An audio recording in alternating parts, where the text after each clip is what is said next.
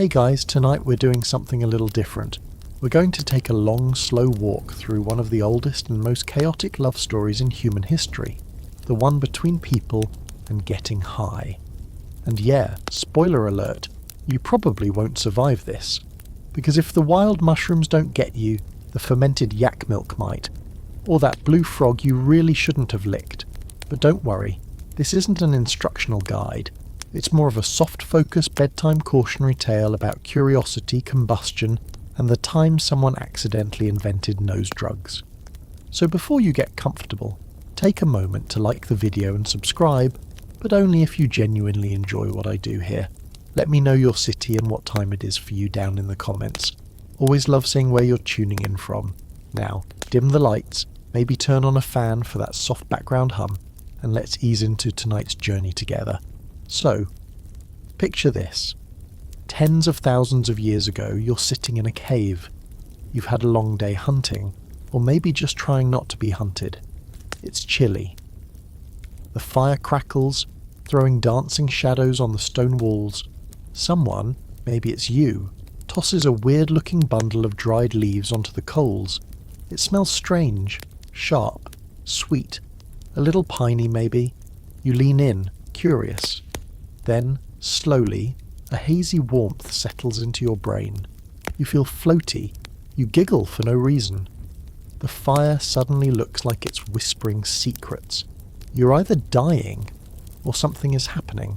Something new. It starts like this. Not with lab coats or measuring spoons, but with accidents. With humans throwing things into fire pits just to see what happens. Early anthropologists speculate that one of our first run-ins with psychoactive substances came not through deliberate ingestion, but through smoke, unintended inhalation. Certain plants, like cannabis, were likely tossed into flames as kindling. Others, like acacia or even the bark of specific trees, would have released potent fumes. And if you've ever been to a bonfire with the wrong kind of wood, you know exactly how fast your reality can tilt sideways. Now, the idea of ancient people getting high on smoke might sound a little ridiculous, but imagine never having experienced intoxication before. There's no reference point. No, oh, this is like wine drunk. Just this sudden disconnection from gravity, your thoughts melting like candle wax. Early humans didn't call this a trip. They probably called it, oh no, the sky is broken. But if they survived the experience and didn't say, walk off a cliff, they might have gone back for more. Curiosity, remember, is the most human drug of all. There's even some archaeological evidence to back this up. In certain Paleolithic sites, researchers have found traces of burned plant material in fire pits that aren't linked to cooking or warmth. Some of these plants contain mild psychoactive compounds. Now, is that definitive proof that a tribe of shaggy proto-people invented the first hotbox? Not exactly, but it's a nudge. A smoky breadcrumb trail leading into the deep, weird woods of human experimentation. Here's the quirky bit. Not all fire discoveries were plant-based. Sometimes, it wasn't what you burned, it was what you cooked. You might think of nutmeg as the stuff you sprinkle on eggnog, but ancient people sometimes ingested it for its hallucinogenic properties. Toasting the wrong spice on an open flame could trigger delirium. Not the fun, giggly kind. More like, I'm being chased by ghost wolves kind. The line between medicine and madness was, and still is, dangerously thin. Now let's talk scholarly debates, because of course not everyone agrees on how or when we got into this mess. Some historians argue that ancient intoxication was entirely intentional. They point to early shamanic practices, where entering altered states was part of a ritualized spiritual system. Others push back and say no. Those traditions came after centuries of trial and error chaos. Basically, were we spiritual explorers from day one, or just reckless pyromaniacs who found God in a burning bush? The jury's still out. But one thing everyone does agree on is this. Fire changed everything. It gave us warmth, safety, cooked meat, and possibly our first highs. When you trap volatile compounds in smoke and breathe it in, you're bypassing the usual digestive safeguards. That means faster onset, more intensity, and in some cases a complete ego melt. And again, if you don't have language to explain what's happening, you start inventing it. This is where the roots of mysticism dig in, where stories about gods, visions and spirits start forming around a shared experience that no one can quite put into words. So imagine you're back in that cave again. The fire is low now. You're lying on your back, staring up at a ceiling of flickering orange light. The others are quiet, maybe too quiet. You start to wonder if they're thinking the same things you are, about time and death, and why the stars look like they're breathing. You reach out to say something profound, but all that comes out is a snort of laughter. The first trip, the first joke, the first moment when human consciousness wobbled at the edges and said, "Okay, what was that?" And just like that, the hunt was on. Not for food or shelter, but for that feeling, that shift, that strange and wonderful wrongness that made everything feel a little more alive, a little more cosmic, a little more bearable. Fire gave us warmth, yes, but maybe, just maybe, it also gave us the first taste of transcendence. You're foraging because that's what you do. The forest is green and quiet, your bare feet sinking into moss with every cautious step. Your basket's already half full of safe, boring stuff. Roots, leaves, maybe some berries if the birds haven't beaten you to them. And then you see it. A cluster of mushrooms unlike any you've ever seen before. Red caps, white speckles. They look like a warning sign, but also kind of festive. You reach down, give one a sniff. It doesn't smell deadly. Maybe it's food. Maybe it's fun. You don't know yet that your brain is about to get introduced to God, geometry, and the concept of infinity. Welcome to the fungal chapter of human curiosity. Tonight's menu: Amanita muscaria, side of soul collapse. It's hard to say when humans first ingested psychoactive mushrooms, but given how many of them grow naturally across almost every continent, odds are it happened early. Some kid or starving adult took a bite, expecting lunch, and ended up talking to a squirrel about the nature of time. Maybe they screamed and ran into the woods. Maybe they saw their dead grandmother floating in a tree. Maybe, just maybe, they came back and told the others, "Don't eat the little blue ones unless you want to see the inside of the moon." And then of course someone else tried it anyway. Mushroom use shows up across a lot of indigenous cultures. The Aztecs had teonanacatl, literally flesh of the gods, used in religious ceremonies to induce visions. Siberian shamans drank mushroom-infused brews or even consumed the urine of reindeer that had eaten them first. Yes, that's real. We'll get there in a second. Even in ancient Europe, there's speculation that certain stone circles may have been sites for mushroom-based rituals. Not proof, mind you. Just a lot of interesting coincidences involving carvings that look suspiciously like fungi and spirals. The reason mushrooms are such potent reality benders lies in their chemical makeup. Psilocybin and muscimol are the main players, and they don't mess around. Once these compounds enter your bloodstream, your sensory perception gets dialed up to 11 while logic and language take a gentle backseat.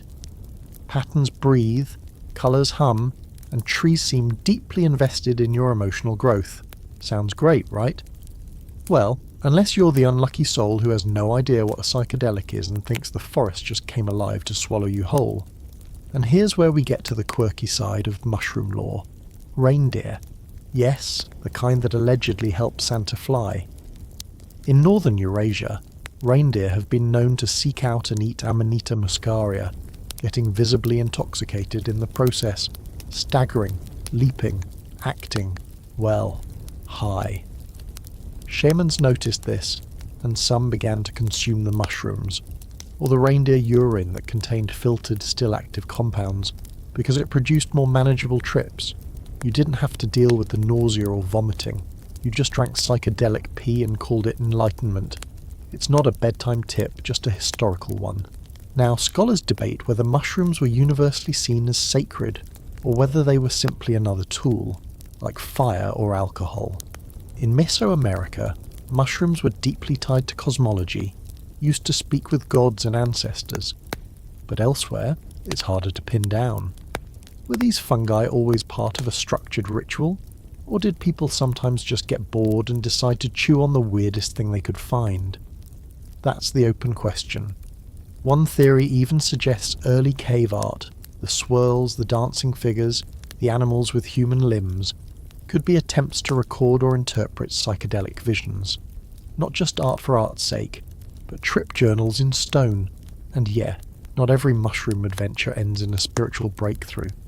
Some ended with vomiting, seizures, or just lying in the dirt for 8 hours whispering, "I'm a fern," to yourself.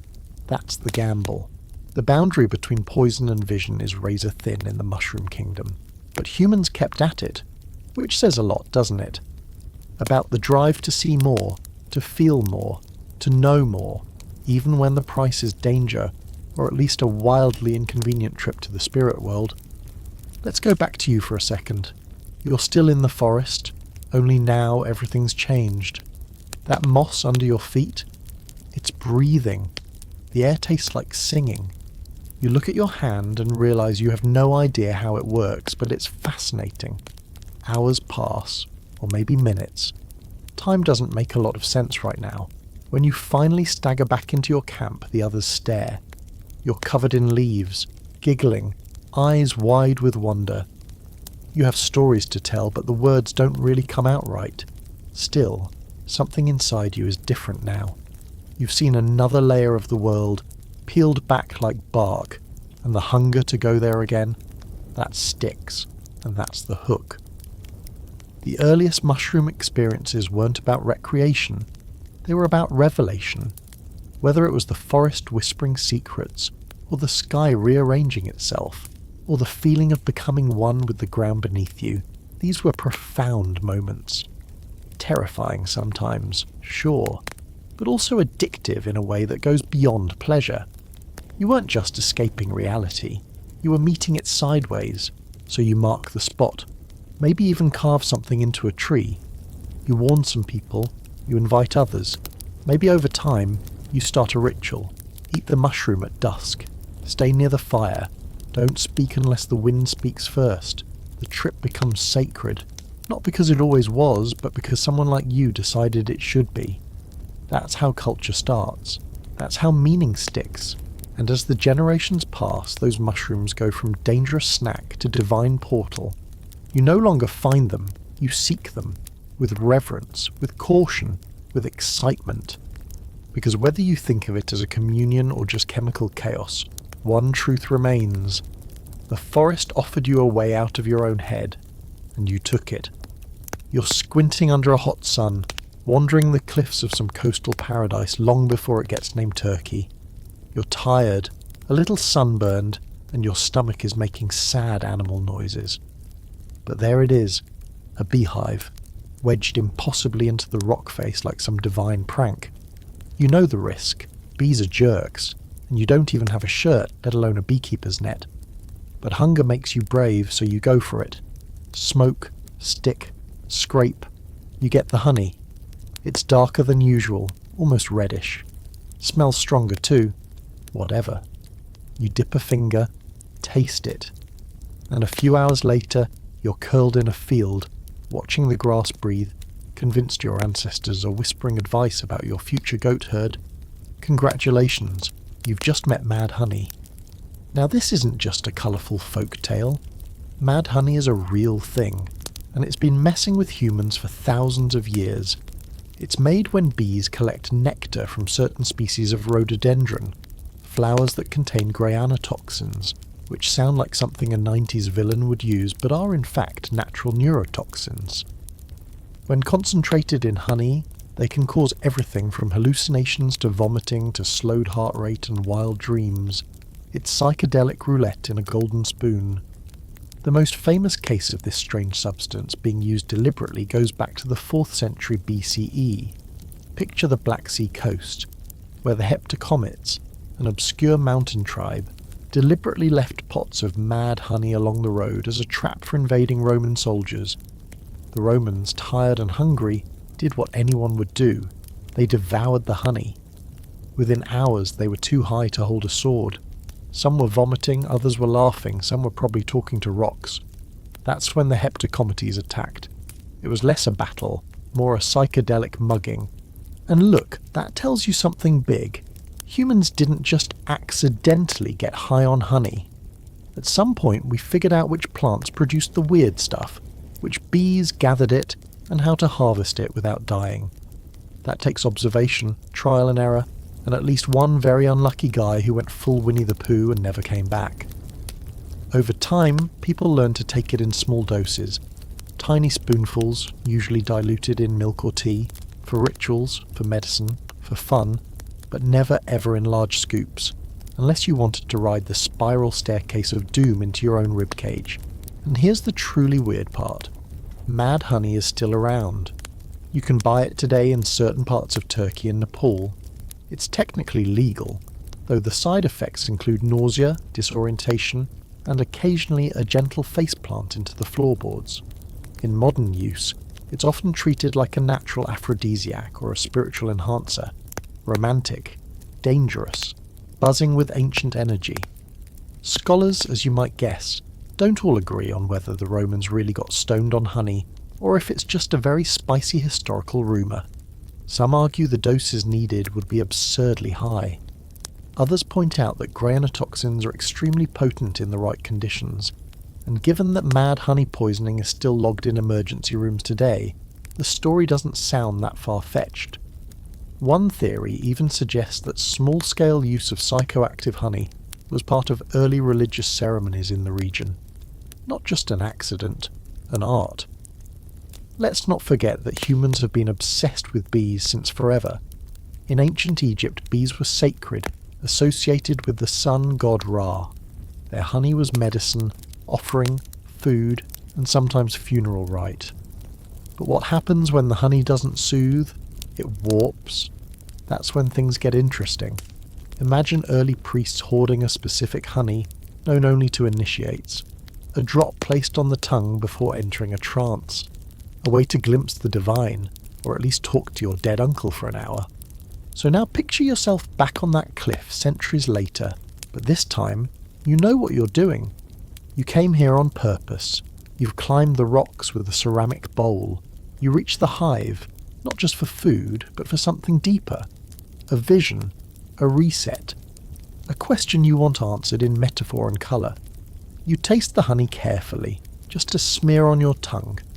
Then you sit in the grass and wait.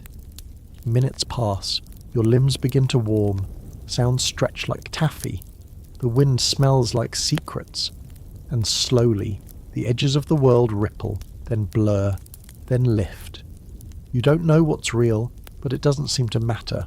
Everything is alive, everything is talking, and somewhere, far away, someone is laughing, not cruelly, but knowingly, as if to say, finally, you made it.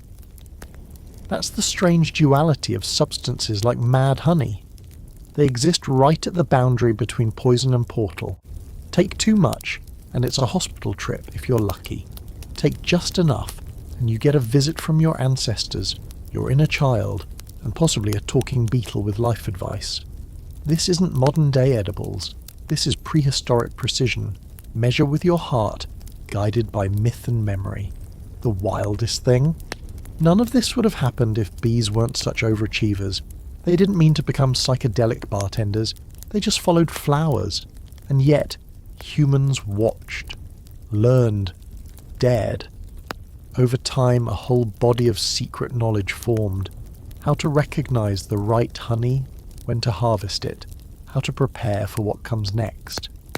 This wasn't science. It was myth. Passed down by twitching uncles and humming grandmothers, each with their own slightly blurry story of the time I saw the mountain breathe. And so the next time you think of ancient people as stiff, grunting survivalists, remember this. Someone, somewhere, climbed a cliff, stole from a hive, got high as a kite and said, yeah, that was worth it. And generations agreed. You're walking through a humid jungle clearing and something smells off.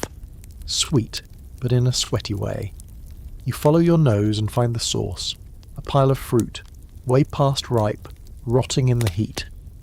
Bubbles fizz lazily along the surface. It's been swarmed by insects. probably something already lives inside it, and honestly, you should walk away. But then a monkey screeches from a nearby tree, stumbles across the same pile and, without hesitation, starts eating the fermented mush like it's gourmet. 5 minutes later, that monkey's making jazz hands at a tree stump and trying to walk backward, and you think, okay, maybe just a taste. This is where the line between curiosity and intoxication starts to dissolve. You're not brewing anything, you're not praying, you're just trying not to waste fruit. But nature has its own little brewery program running in the background, and fermentation has begun. Wild yeast, sugar, thyme, and heat. That's all it takes. And now you're sipping the jungle's own cocktail, frothy, warm, probably full of bacteria, and you're starting to feel loose in the knees, somewhere between tipsy and deeply unwise. The thing is, humans likely discovered alcohol not through some grand experiment, but through the simple process of letting things sit too long. Leftover berries, overripe dates, sap pooling in tree hollows. Wherever there's sugar, there's a chance for fermentation. And we weren't alone in noticing. Elephants, bats, monkeys, birds, they all dabble. There are entire nature documentaries devoted to animals getting drunk off fruit. So really, we were just following the bad example set by the local fauna. One of the most charming theories in anthropology suggests that our ancestors may have settled down, started agriculture, built villages, not for food security, but for booze. This is called the drunken monkey hypothesis when you're being flippant, and the beer before bread theory when you want to sound respectable. The idea is simple. Grain makes beer, and early humans were possibly more motivated by getting blitzed than by making porridge. Can't really blame them.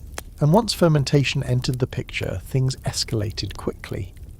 Early evidence of intentionally brewed alcohol shows up in Neolithic China around 7000 BCE, in clay pots that once held a mixture of rice, honey and fruit, essentially a Stone Age mead. In the Fertile Crescent, barley beer was being made and consumed thousands of years before written language. This wasn't just accidental rot anymore.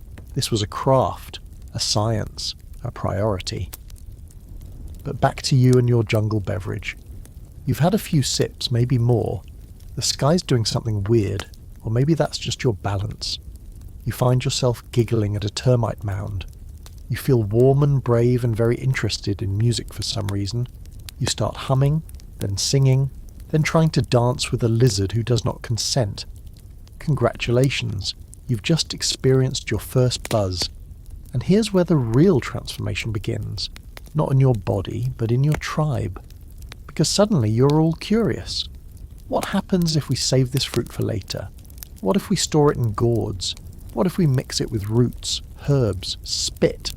Yes, spit. Early chicha beer from South America was made by chewing corn and spitting it into a pot to jumpstart fermentation. Cheers to that. Soon enough, you've got designated brewers, ceremonies, maybe even a schedule. Drink on full moons only or after hunts. The line between sacred and sloppy gets blurry real fast. Did someone pass out and see a vision of their future child? Or did they just fall over and dream about snakes? No one's sure, but either way it gets recorded in song, and that song becomes tradition. Of course, not everyone was thrilled. Even in ancient times, people knew alcohol had a shadow side. There are Sumerian texts complaining about hangovers, about husbands who drank too much and forgot to bring home dinner, about women who danced too boldly after 3 cups of date wine. Every golden liquid has its tarnish. But that didn't stop anyone. It just made for better stories. And that brings us to a quirky little moment from history. The Dionysian mystery cults of ancient Greece. These were secretive religious groups that believed divine ecstasy could be reached through ritual drinking, dancing, and total loss of control. Wine wasn't just a beverage. It was a god, a portal, a truth serum. And honestly, that mindset probably goes back far earlier. You don't need columns and togas to lose yourself in fermented fruit and come out claiming you've seen the soul of a leopard. There's still debate about just how much early intoxication was spiritual versus social. Some scholars believe alcohol was always tied to community and ceremony, used in celebrations, rites of passage, mourning. Others argue that plenty of it was just for fun. Get a fire going, get a brew going, let the story stretch and the laughter linger. No lesson, just levity. So now, you're waking up on a bed of leaves, your head hurts, your mouth tastes like bad raisins, but your brain is calm, quiet, like a snow globe that's finally settled. You remember laughing so hard you cried. You remember telling someone you loved them, maybe a tree, maybe a person, and you remember, most importantly, wanting to do it again. That's the addictive beauty of fermentation. It tricks you into community, into singing, into being a little more honest than usual. The jungle didn't just give you a drink, it gave you a mirror. Fuzzy, cracked, probably sticky, but a mirror nonetheless. And that mirror said, hey, you're ridiculous, and that's okay. You gather what's left of the bubbling fruit mush and carry it back to camp. This time, you're not hiding it. This time, you're sharing. And that, right there, is how civilization starts. With one person saying, you have to try this, and everyone else saying, it smells awful, pour me a cup. Smoke curls around your face like a lazy ghost. It dances in spirals, hangs in the cold air, and carries a smell you can't quite name. Earthy, resinous, a little spicy. You're sitting in a circle with a few others, your legs crossed, your mind buzzing from the heat and the chants and the strange root you chewed earlier. In the centre, a fire burns low, and someone drops another handful of dried leaves onto the coals. The smoke thickens, it clings to your skin. You close your eyes, and suddenly you're floating. Not physically, but something in you is lifting, drifting, stretching toward a version of yourself that speaks in metaphors and thinks in echoes. You're not dreaming, you're journeying, and all it took was a little fire and a lot of very weird smoke. Welcome to the world of early shamans and smoke rituals, where humans figured out that burning certain plants could unlock whole dimensions inside the mind. Long before written language, long before cities, there were fires, and around those fires there were figures hunched in animal skins, chanting, drumming, breathing in a sacred mix of dried herbs and bark, and slipping sideways out of reality. This wasn't recreational, not at first. For many early cultures, inhaling smoke was a direct line to the spirit world. From the steppes of Central Asia to the Amazon basin, ritual smoke played a central role in healing, divination, and communication with the beyond. You didn't just get high, you went on a mission. You asked the ancestors for advice. You sought answers from the gods. You tried to find out why your cousin kept dreaming about wolves. But of course, the line between ritual and recreation has always been soft and fuzzy, especially when your brain is full of smoke. The Scythians, an ancient nomadic people who roamed the Eurasian steppes, had a pretty iconic setup. According to Herodotus, they would toss hemp seeds onto red-hot stones in enclosed tents, filling the space with a thick, fragrant vapour. Then they'd sit inside, shout in delight, and emerge giggling, sweaty, and spiritually cleansed. Whether that cleansing was metaphorical or just good old-fashioned paranoia burning off, no one can say. But they clearly weren't just fumigating the place for bugs. Here's the quirky bit. Some archaeologists believe that these early hotbox rituals may have been precursors to later incense use in temples and churches. Think about it. Sacred smoke, rhythmic chants, altered states. It's not such a big leap from a hemp tent in the steppes to swinging a censer in a Gothic cathedral. Sure, the ingredients changed, but the vibe stayed pretty consistent. And that brings us to the open scholarly debate. Were these early smoke rituals meant to intoxicate, or were the psychoactive effects just a side bonus? Some researchers argue that shamans deliberately chose mind-altering plants, like cannabis, salvia, or psychoactive acacia for their visions. Others suggest the real power was in the ritual itself, the breathwork, the drumming, the isolation. That maybe the smoke was more symbolic than pharmacological. Of course, it's also possible the answer is yes to both.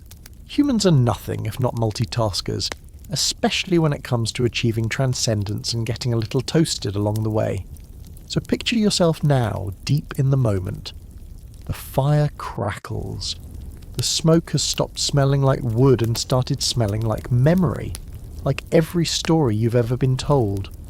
Your heart slows, your breath deepens, your body feels like it's made of clay, warm and soft and moulded by the heat.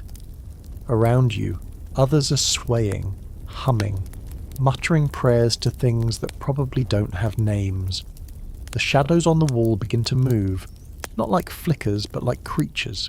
They dance, they whisper. You're still in the cave, but your mind, it's somewhere else entirely. You don't know what the plant was. Maybe it was cannabis.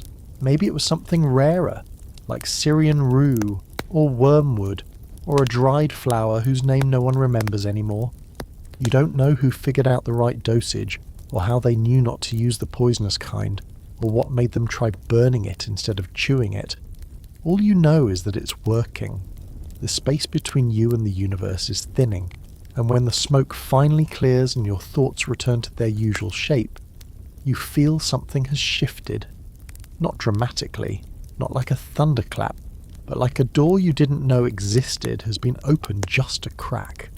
Enough for the wind to slip through, enough to remind you that reality is more flexible than you've been told. Now you help gather the ashes, you sweep the stone floor. You're quiet, respectful, because whatever just happened was important. Maybe not logical, maybe not repeatable, but important. And later, when you're back in the daylight, skin cold again, breath steady, you'll find yourself wondering if the smoke changed anything outside your head, or if all the magic was inside you to begin with. And here's the kicker, you'll probably do it again, because smoke is easy, portable, dramatic, and it works fast. You don't need a field of mushrooms or a vat of beer. You just need a handful of herbs, a spark, and a reason. And if you're a human, you've always got a reason. Stress, grief, curiosity, boredom, hope. Smoke rituals were humanity's earliest form of therapy, spiritual hotline, and psychedelic experiment, all rolled into one fragrant, mysterious cloud. It's not hard to imagine the first few thousand years of ritual life happening in this haze. The medicine people, the prophets, the troublemakers, they all knew the power of the burning bowl, and even when empires rose and formal religions took over, the smoke stayed. Incense, frankincense, myrrh, still burning, still altering moods, even if no one wanted to call it getting high anymore. But deep down, that's what it was. Not an escape, but an expansion. Not a crutch, but a tool. You weren't running from reality. You were peeling it open to look inside. And all it took was a little fire and the courage to breathe deeply. You're walking through a field dotted with pale flowers, delicate, gentle things swaying in the breeze. They don't look particularly magical. In fact, they're kind of understated. Pinkish white petals, bulbous green pods. But then someone in your group slices one open with a sharpened bone, and a milky sap oozes out. It smells faintly bitter. You watch them smear it along a flat stone, let it dry, and then scrape it up into a flaky little pile. They don't say much, just sit by the fire, heat the substance gently, and inhale the vapour like it's incense for the soul. Within minutes they look not exactly happy, but serene. Unbothered, far away. You ask what it is and they just say, the pain goes quiet. That's your first introduction to the opium poppy. And buddy, this flower has feelings. There's no real moment when humans discovered opium. It sort of crept into our systems and our civilizations like a silent guest. The oldest concrete evidence of opium cultivation dates back over 5,000 years to the Sumerians, who called it the joy plant, which feels like a pretty honest name, considering the stuff makes you float in your own bloodstream. From Sumer, opium use spread to the Assyrians, the Babylonians, and eventually the Egyptians, Greeks, and beyond. Everywhere it went, people fell in love, with its power to kill pain, to induce dreams, and to quiet the gnawing edges of life. But even before those empires started logging its benefits in cuneiform tablets and carving it into mythology, Someone, somewhere, scraped that sap from the pod and said, This feels different. And that difference stuck. Opium's power comes from alkaloids like morphine and codeine, which work by hijacking your brain's natural painkiller system. You don't just feel less pain, you feel disconnected from it. The world softens, time slows, grief loses its sharpness. That's a seductive mix, especially in ancient times when broken bones, infections and toothaches were just part of daily life. Pain was a constant, and opium was one of the few things that could offer relief without requiring an animal sacrifice or a risky tree climb. Now this section wouldn't be complete without a strange little footnote. Opium wasn't always smoked or eaten. In some early practices it was applied to the skin, mixed with animal fat and rubbed into wounds or temples. The results were less intense but still effective. There are even reports of babies being given poppy juice to help them sleep, which sounds horrifying now, but back then it was just another tool in the herbalist's pouch. Sleepy baby, happy cave clan. But here's the thing. While opium was a miracle to some, it was a menace to others. Even the ancients knew it could bite back. Hippocrates, the father of medicine, recommended opium but warned of its addictive qualities. The Romans used it widely but also documented cases of dependency and withdrawal. They didn't have our modern vocabulary, but they knew when something was stealing the soul, a little at a time. That leads us into the big scholarly debate. Did ancient cultures understand addiction in the way we do today? Or did they frame it through moral, spiritual, or even demonic lenses? Some historians argue that what we now call addiction was interpreted as a kind of spiritual corruption or possession, especially when someone couldn't function without their dose. Others say ancient people were fully aware of physical dependency. They just didn't moralize it. If you needed poppy juice to get through the day, you took it. No shame, just survival. Now picture yourself holding that same sticky resin. You're tired. Your back hurts from hauling water. Your head won't stop spinning from the argument you had with your brother. The weight of existing in a chaotic, uncertain world is pressing down, and this soft little lump promises to lift it. Just for a while. You dab a bit onto your finger, touch it to your lips, and wait. At first, nothing. Then your shoulders unclench. Your thoughts go syrupy. The fire looks prettier than usual. Someone's playing a reed flute, and it actually sounds kind of profound. You're not euphoric exactly, you're weightless, like lying at the bottom of a calm lake with no need to breathe. For the first time in days, you don't mind being alive, and that's the crux of it. Opium didn't make life better, it just made it tolerable, and in an era where survival was a full-time job, tolerable was the height of luxury. Eventually you share it, carefully, sparingly. The group learns that too much makes your stomach turn or your thoughts disappear. But just enough, that's medicine, that's magic, that's something you keep locked away in a bone tube wrapped in leather, only brought out during illness, grief, or long nights when the ghosts won't shut up. Over generations, that little pod becomes legend. People carry seeds across mountains, cultivate it in secret gardens, trade it like treasure. It makes its way onto trade routes, tucked among silks and spices. By the time empires start rising, opium is already halfway around the world, quietly undoing pain and quietly creating dependence. And the poppy, it doesn't care. It just keeps blooming. White petals, pink petals, pods full of secrets. Growing in fields, on mountainsides, behind temples. Always waiting, always whispering. It never yells, it never demands. It just offers.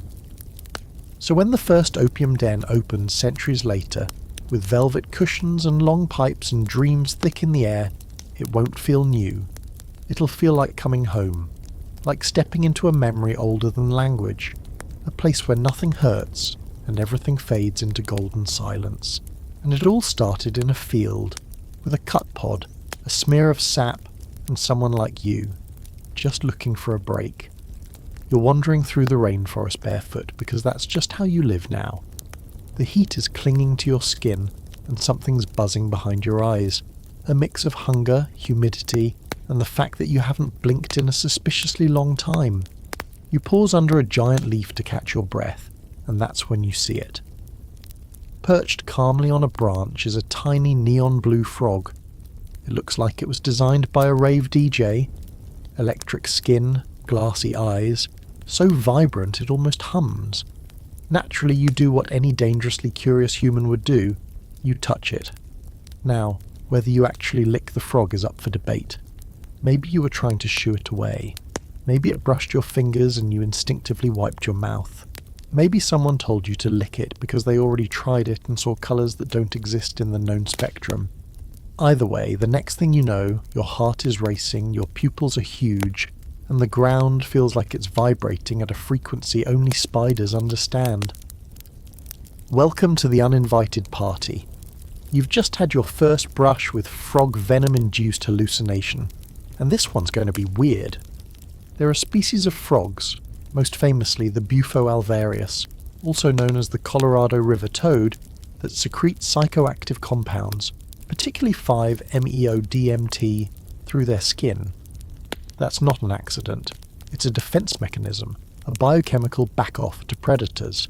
But humans, being humans, eventually figured out that if you collect that goo carefully, dry it, and smoke it, you're going to meet God. Or at least what your overtaxed neurons interpret as God in about 15 seconds. But before we jump ahead to modern mystics puffing on frog dust in the desert, let's backtrack. Indigenous cultures in Central and South America have known about the psychoactive and medicinal properties of certain amphibians for centuries. The Matsé people of the Peruvian Amazon, for example, used the venom of the Philomedusa bicolor, a bright green monkey frog, in a ritual called cambo. Now, cambo isn't a pleasure trip, it's more of a purification through suffering kind of deal. You burn small holes into your arm or leg, apply the venom, and then wait for your body to freak out. You vomit, sweat, tremble, and sometimes see visions. It's billed as a way to cleanse the body and spirit, sharpen the senses, and make you stronger. Whether it works depends on your definition of works. It definitely makes you feel something. And here's your quirky fact of the night. Some animals get in on the fun too. Jaguars have been observed chewing on certain hallucinogenic vines, and deer have been seen seeking out psychoactive mushrooms. But in the case of the frog, it's less of an oops and more of a deliberate detour. You're not supposed to find this thing. You're not supposed to want it.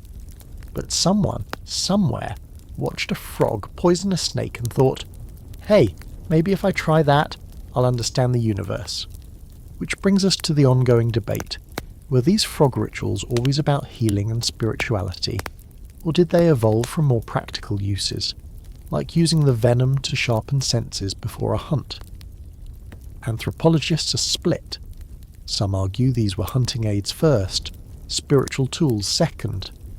Others think the spiritual aspect came first, and the intense physical reactions were interpreted as part of the experience. What's clear is that the practice is ancient, deeply embedded in cultural traditions, and absolutely not something that started with YouTubers and their divine toad journeys. So let's return to you. The frog is gone now, having hopped off into the undergrowth, possibly cackling. Your skin is tingling. Your thoughts have rearranged themselves into a spiral. You lie on the mossy ground and close your eyes, and it's like falling into a tunnel made of sound and memory. For 10 minutes, or maybe 2 hours, your brain becomes an abstract painting. You see colours with textures, taste time, and understand the meaning of your own breath. It's not scary exactly. It's just huge, like looking at your life from above, realising how tiny and ridiculous and beautiful it all is, then it fades, slowly, gently. You come back to yourself one sensation at a time, the moss, the breeze, your own heartbeat. You sit up, dazed, as if you've just returned from a very intense conversation with someone who doesn't speak your language but still managed to make you cry. You're not sure what happened, but you're also not sure you'd ever do it again. At least, not tomorrow. And later, when the others ask where you went, you just smile and say, "I followed a frog," which sounds dumb. But somehow everyone nods. That's how these stories spread. Someone stumbles across a being or a plant or a venomous neon hallucination, and it changes them. Not always in ways you can measure, not always in ways that last, but just enough to make them look at the world a little sideways afterward. So the next time someone tells you they had a moment of clarity in the jungle, or met the universe in a puddle of frog sweat, don't roll your eyes. These aren't new ideas, they're echoes, and those echoes go back farther than you think, to the moment when someone touched a creature that looked like it belonged in a dream, and then ended up living in one. Your face is buried in leaves, your nostrils filled with the damp, earthy smell of the forest floor. You're sneezing, violently, again and again. Someone nearby is laughing, not unkindly, just knowingly. They've been through this.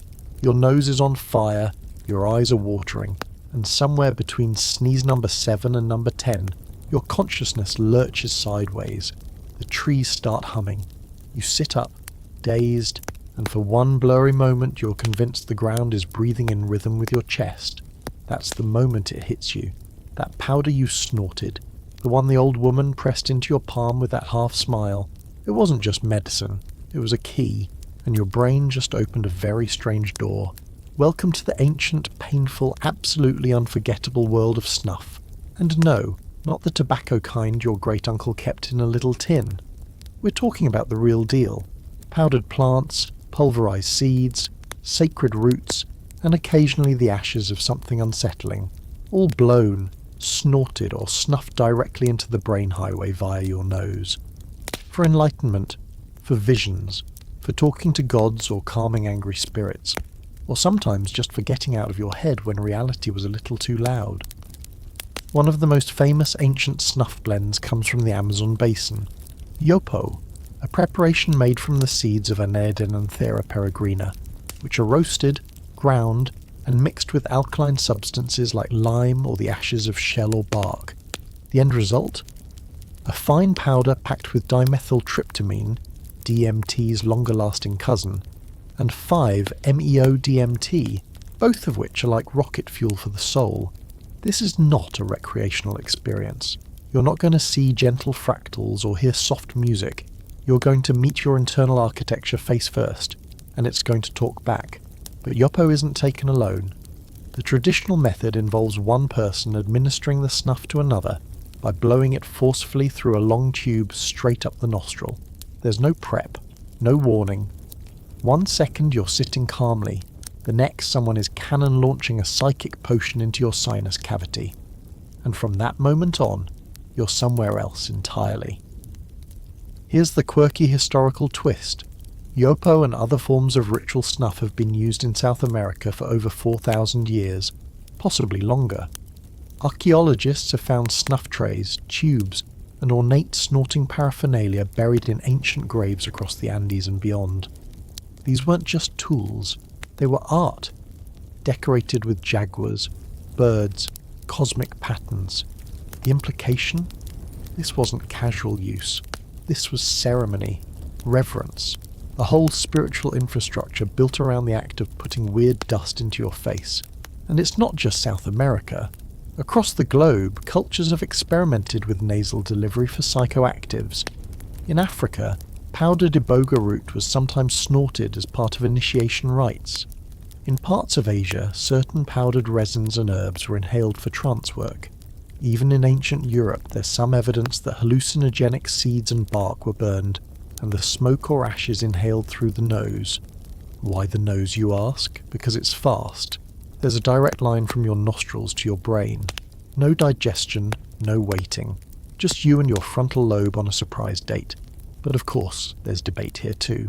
Some scholars argue that not all of these artifacts were used for snuffing psychoactives. Some could have been for non-psychoactive herbs, others for symbolic rituals. The problem with ancient drug paraphernalia is that it rarely comes with instructions, or labels like, "This will make you see the jaguar god if administered at sunrise while naked." We're piecing this together from residue, burial positions, and a lot of informed guesswork. Back to you though. You're still sitting there, probably wiping your face with a leaf, eyes wide and unfocused. The initial burn has faded, replaced by a wave of calm. Not peace exactly, more like detachment. You're aware of your body, but it's distant, like a story someone else is telling. Your thoughts have dissolved into images. Your ancestors are showing you things, or maybe it's just your brain rearranging itself like spilled paint. Either way, you're not in Kansas anymore, or whatever the Paleolithic equivalent of Kansas was. And here's the beautiful part. This moment, this altered state, wasn't just for the weird shaman guy. In many traditional societies, these rituals were communal. Whole groups would participate in snuff ceremonies to align their spirits, heal the sick, or prepare for a hunt. Visions weren't just private, they were shared, talked about, interpreted. The dream wasn't over when you came down. It echoed in the village songs, in the carved walls, in the choices people made afterward. If you saw a giant snake guarding a lake of fire, that meant something. It became part of the social fabric, a warning, a prophecy, a joke, a myth. You eventually stand up, carefully. Your legs are rubber, but your heart is light. Something shifted. Maybe you saw a memory you hadn't known you carried. Maybe you had a vision of a bird with your grandmother's voice. Maybe you just blacked out for 5 minutes and face-planted into a termite mound. Doesn't matter. When you return to camp, your face still crusted with dried powder. Everyone knows. They've seen that look before, and they welcome you back, not with questions, just with quiet, with food, with space. Because they know the real processing doesn't happen during the vision, it happens after. When the fire dies down, when the forest goes still, when the sneeze finally stops echoing in your bones. So the next time someone calls it just snorting powder, you'll smile. Because you know better. You've inhaled stars. You're in the jungle again, this time deeper, wetter, and somehow louder. The trees tower like ancient gods. Vines droop from the canopy like sleepy snakes, and the air is so thick with moisture, you feel like you're drinking it just by breathing. You're standing next to a man who looks like he's seen several versions of the universe and gotten bored of most of them. He's got a jaguar tooth necklace, weathered hands, and a wooden bowl full of something that smells like soil and battery acid. He hands it to you and says nothing. You take it, because that's the rule here. You drink, you sit, and then you wait for the jungle to introduce itself properly. This, my friend, is ayahuasca night. Ayahuasca isn't one plant, it's a combo platter. The main ingredients are Banistriopsis carpi, a vine that contains MAO inhibitors, and Psychotria viridis, a leaf that contains DMT. Individually, they won't do much, maybe make you nauseous, maybe give you a stomachache.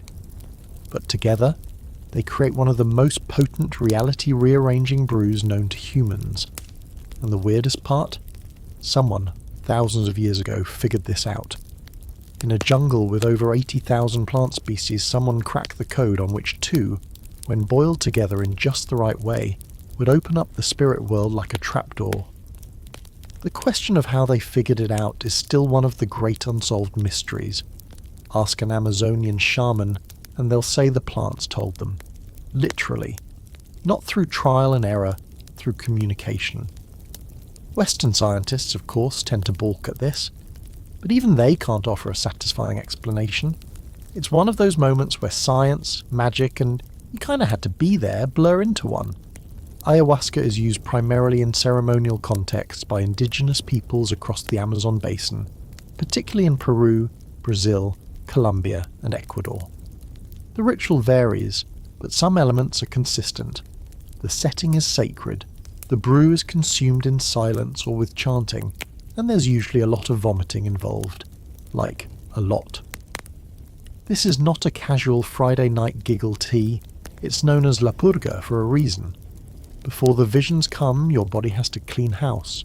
Intestines, liver, emotional baggage, all of it.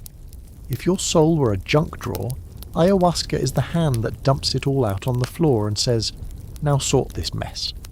You sit in the circle, clutching your stomach. The The brew tastes like burnt rubber mixed with sadness.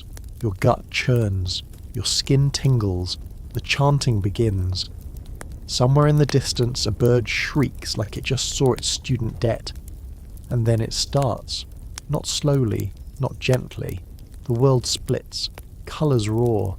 You fall into your own chest and emerge in a space made entirely of memory and metaphor.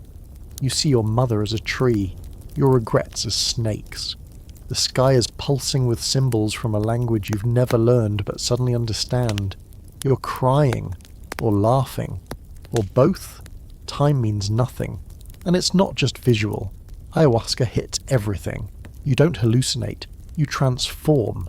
People report becoming animals, merging with rivers, talking to plants, confronting their own deaths, meeting ancestors, gods, aliens, and sometimes all of the above in a single session. It's a therapy session, a baptism, and a reboot, all crammed into a 6-hour voyage on a canoe made of light. The quirky part: modern neuroscience backs up some of this. Brain scans of ayahuasca users show increased connectivity between regions that don't usually talk, especially areas involved in memory, emotion, and identity. It's like ayahuasca hands your brain a new wiring diagram and says, "Try this one for a while," which explains why so many people come out of it feeling reset. They describe it as 10 years of therapy in one night, if your therapist was a shape-shifting jaguar with a talent for metaphor. There's also some seriously spicy scholarly debate around ayahuasca. Is it a sacred tool or a biochemical hack? A medicine or a drug? With the rise of Western interest in ayahuasca tourism, some indigenous communities are embracing it as a way to share their culture and make a living. Others see it as dangerous cultural dilution, a sacred tradition being turned into a spiritual vending machine for soul-searching backpackers. And they have a point. There's a difference between sitting in ceremony with a trained shaman and chugging a mystery brew in a yoga resort with fairy lights and a Spotify playlist. But let's get back to you. You've come through the purge. Your body has stopped fighting. Now you're lying on your back staring at the stars, which are either twinkling gently or trying to tell you the secret to reality using only triangles. You feel small and vast. You see yourself from outside yourself, and you're surprised at how fragile and brave and ridiculous you are. You forgive someone you've been carrying around in your chest for years. Maybe it's yourself. Maybe it's that time you told a lie and never made it right. The medicine shows you not what you want, but what you need. Eventually the visions recede. The jungle gets quiet. You sit up, weak but lighter. The shaman nods. Nothing is said. Nothing has to be. You've just been through something bigger than language. Later, when the sun rises and you're sipping boiled cassava and trying to remember how chairs work, the others in the circle begin to talk, tentatively, laughing at the absurd bits, crying at the hard parts, comparing journeys. Everyone saw something different, and yet it all feels strangely connected, like different rooms in the same house. You leave changed. Not enlightened exactly, but rearranged. And when someone asks what it was like, you'll hesitate. Because how do you describe meeting a river made of forgiveness? Or being swallowed by a snake made of time? You can't. You just say, it helped, and that's enough. You're watching a goat. A real goat. Brown, shaggy, probably smells like fermented socks. It's standing on a rocky hillside chewing something you wouldn't even touch with gloves. Little red berries clumped in tight clusters on a gnarly bush. At first, nothing happens. Then the goat freezes, ears twitching, pupils like saucers. Suddenly it starts hopping. Not in a casual goat-like way. No, this is interpretive dance. Sideways hops, little spins. It headbutts a tree, stares at it, then walks in lazy circles like it's chasing invisible fireflies. And you, as the eternally curious human observer, do what we always do in these moments of natural absurdity. You lean in and think, I wonder if I should try that. This is where things get weird. Not because goats discovered drugs, but because we followed them. And not just goats either. Elephants, jaguars, reindeer, birds, monkeys. Dozens of animals across the world have been observed consuming psychoactive substances for reasons that look suspiciously recreational. And early humans noticed. We watched animals get high long before we figured out how to brew tea or write letters, and when something about their behaviour changed, got sillier, dreamier, twitchier, we got curious. And then, predictably, we tried it ourselves. Those berries the goat ate, they were likely from a plant that would later become Coffea arabica, the original coffee tree. Legend has it that Ethiopian goat herders noticed their animals getting energetic, hopping, pacing, even skipping sleep after munching on the plant's berries. Humans tried them, didn't die, and eventually figured out that roasting and brewing the beans turned that jumpy goat magic into something far more palatable. But that's centuries away. For now, you're just crouched behind a rock holding a handful of those berries, debating whether you really want to hallucinate like a goat. But this isn't just about coffee, it's about the larger pattern. Animals doing weird stuff, and humans turning it into culture. Elephants have been spotted getting visibly tipsy after eating overripe, fermenting fruit. Jaguars in the Amazon are known to chew on the roots of Banistereopsis caapi, the very same vine used in ayahuasca brews, then roll around and stare at nothing for a while. Reindeer in Siberia actively seek out Amanita muscaria mushrooms, the bright red ones with white spots, then gallop in erratic zigzags, snorting and twitching like they just remembered every bad decision at once. Reindeer behaviour, in fact, may have directly influenced some early human rituals. The Siberian shamans who consumed Amanita muscaria didn't just pick the mushrooms randomly. They saw what the animals were doing. They watched the way reindeer reacted, frenzied, euphoric, occasionally tranquil, and decided, yep, I want whatever that reindeer is having. The catch? These mushrooms can be toxic in large amounts, but the reindeer metabolized the most dangerous parts, so humans drank the urine of those reindeer to safely trip. Let that settle in. Our ancestors were out there following around drugged-up animals and collecting their pee like it was holy water. It sounds wild, but it's also kind of brilliant. Trial and error is expensive when you're talking about unknown plants. But watching a goat or a bird or a monkey eat something, and then not keel over, is like nature's cheat code. It's early pharmacology, courtesy of the animal kingdom.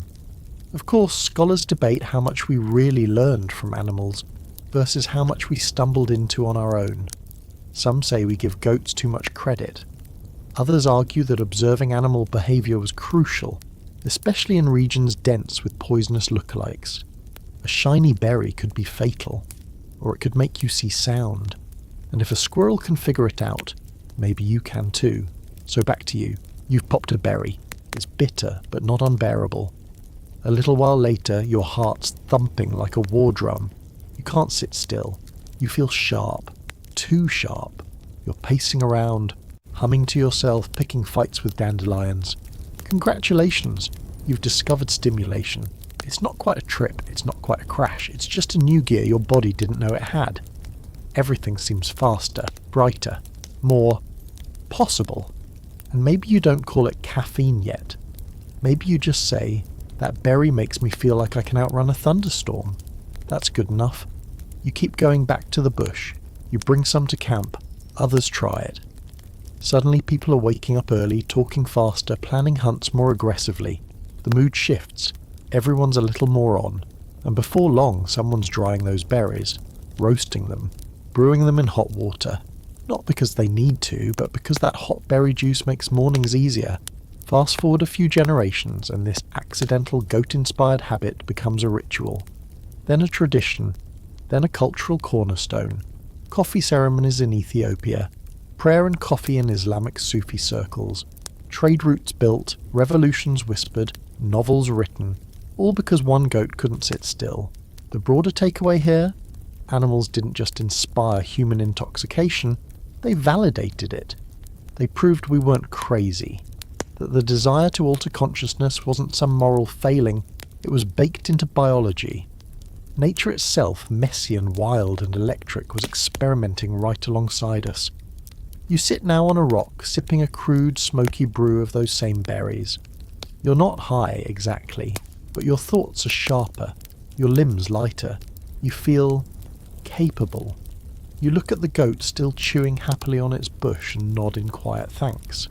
You don't know it yet, but you're going to build a village around this feeling, and someday someone will open a coffee shop with exposed brick and ironic jazz playlists and say they invented productivity. But you'll know the truth.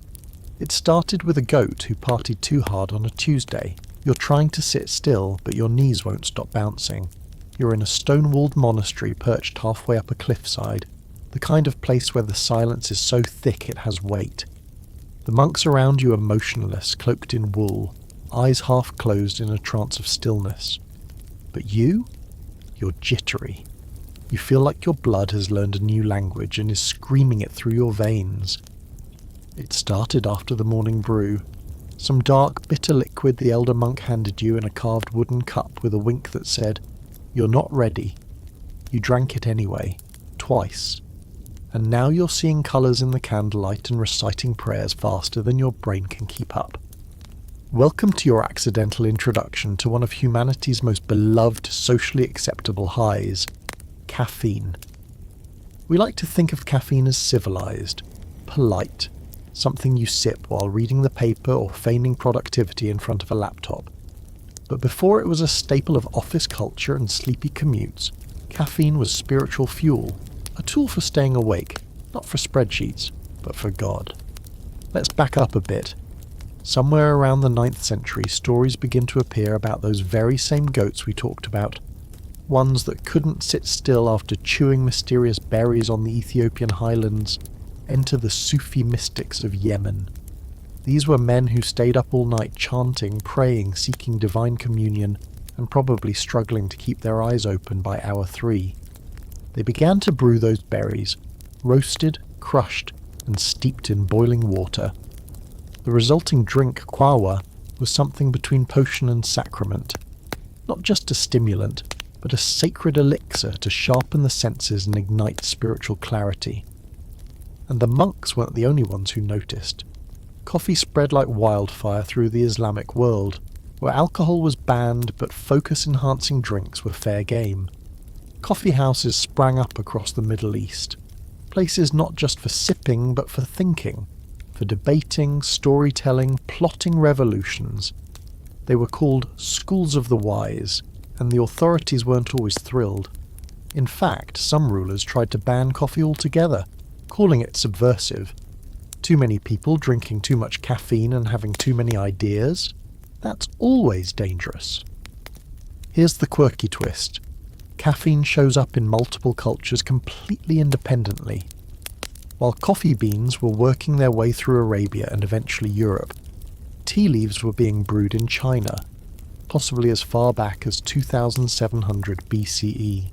Legend says Emperor Shennong discovered tea when leaves from a nearby tree blew into his boiling water, and he decided, in the grand tradition of curious humans, to drink it anyway. It made him alert, focused, less likely to accidentally eat poisonous herbs, and boom, tea was born. Not a meal, not a medicine, something in between. In the Americas, yet another caffeine-rich substance was already revered, yerba mate. Indigenous peoples of South America brewed it into a strong bitter infusion and sipped it communally from a shared gourd through metal straws. It wasn't just a drink, it was a social glue, a morning ritual, and a way to summon clarity before long treks or serious decision-making. To this day, in places like Argentina and Paraguay, mate isn't just popular, it's a borderline spiritual identity. So caffeine, for all its modern blandness, has always had a ceremonial side. It sharpens, it awakens, it brings people together, and it does so without melting your face off, sending you into other dimensions or requiring you to throw up in a sacred bucket. For many early societies, caffeine was the perfect altered state, just enough lift to feel a change, not enough drop to need recovery. That said, scholars still argue whether these early caffeine rituals were intentionally spiritual or simply practical. Did the monks truly believe they were communing with the divine, or were they just grateful to be awake enough to finish their prayers? Were Sufi mystics unlocking God's mysteries, or just really, really into chant-driven cardio? The truth is probably both. Caffeine, like so many natural chemicals, walks the line between sacred and utilitarian. It helps you wake up, but what you do with that alertness, that's where the meaning creeps in. Let's return to you in the monastery. The sun hasn't moved, the candles flicker, your heart is still doing its jitterbug, but now something has shifted. Your thoughts are clear, focused. You're not distracted anymore. You're in it. The chanting has a rhythm. The rhythm becomes meaning. You understand, just for a second, what the words were pointing to all along. Not just devotion, not just tradition, but clarity, alignment, presence, all because of a little brown liquid in a chipped wooden cup. And when the prayers end and the others stand, serene as ever, you're surprised to find that you're calm now too. Not sleepy, not hyper, just tuned in. Like someone finally wiped the fog off the window in your skull. Later you're offered another cup. You don't hesitate. You sip. This time you don't bolt upright or twitch through your robes. This time the warmth spreads slowly. Your thoughts unfurl like paper in the sun, and you begin to see why people turn this leaf, this bean, this bitter bite of the earth, into a ritual that spans continents and centuries. So the next time someone tells you caffeine doesn't count as a drug, just raise your cup and smile. Because you know better. You've ridden the goat, you've sat with the monks, and deep down you understand the real truth. That little burst of energy, that subtle shift in perception, that moment when the world comes into focus, that is a trip. Just a quieter one. You're sitting on the floor of a stone temple somewhere in ancient India, surrounded by chanting and the steady beat of a drum that feels like it's syncing with your heartbeat. You're not sure how long you've been here, maybe hours, maybe days, but there's a bowl in your hands filled with a golden liquid that smells like crushed leaves, spice and something. Electric. You've been told this is soma, the drink of the gods. You've been warned too. It doesn't just wake you up or calm you down. It takes you somewhere, and you don't get to pick the destination. Soma is one of the greatest mysteries of ancient history. Revered in the Vedic texts of early Hinduism, especially the Rig Veda, Soma was described as a divine plant and a sacred elixir that granted strength, insight, and sometimes immortality. The gods drank it. The priests drank it. The poems practically glow with praise for it. But here's the twist. Nobody knows for sure what it actually was. It's like the ancient world's lost cocktail recipe, only instead of getting you a little buzzed, it apparently let you touch the cosmos. Some scholars think soma was a psychoactive mushroom, possibly Amanita muscaria, that bright red, white-spotted little menace we've already seen the reindeer tripping on. Others argue it was a brew made from ephedra, a stimulating desert shrub. Some go with cannabis, others suggest Syrian rue, or even a complex mix of ingredients we've never fully reconstructed.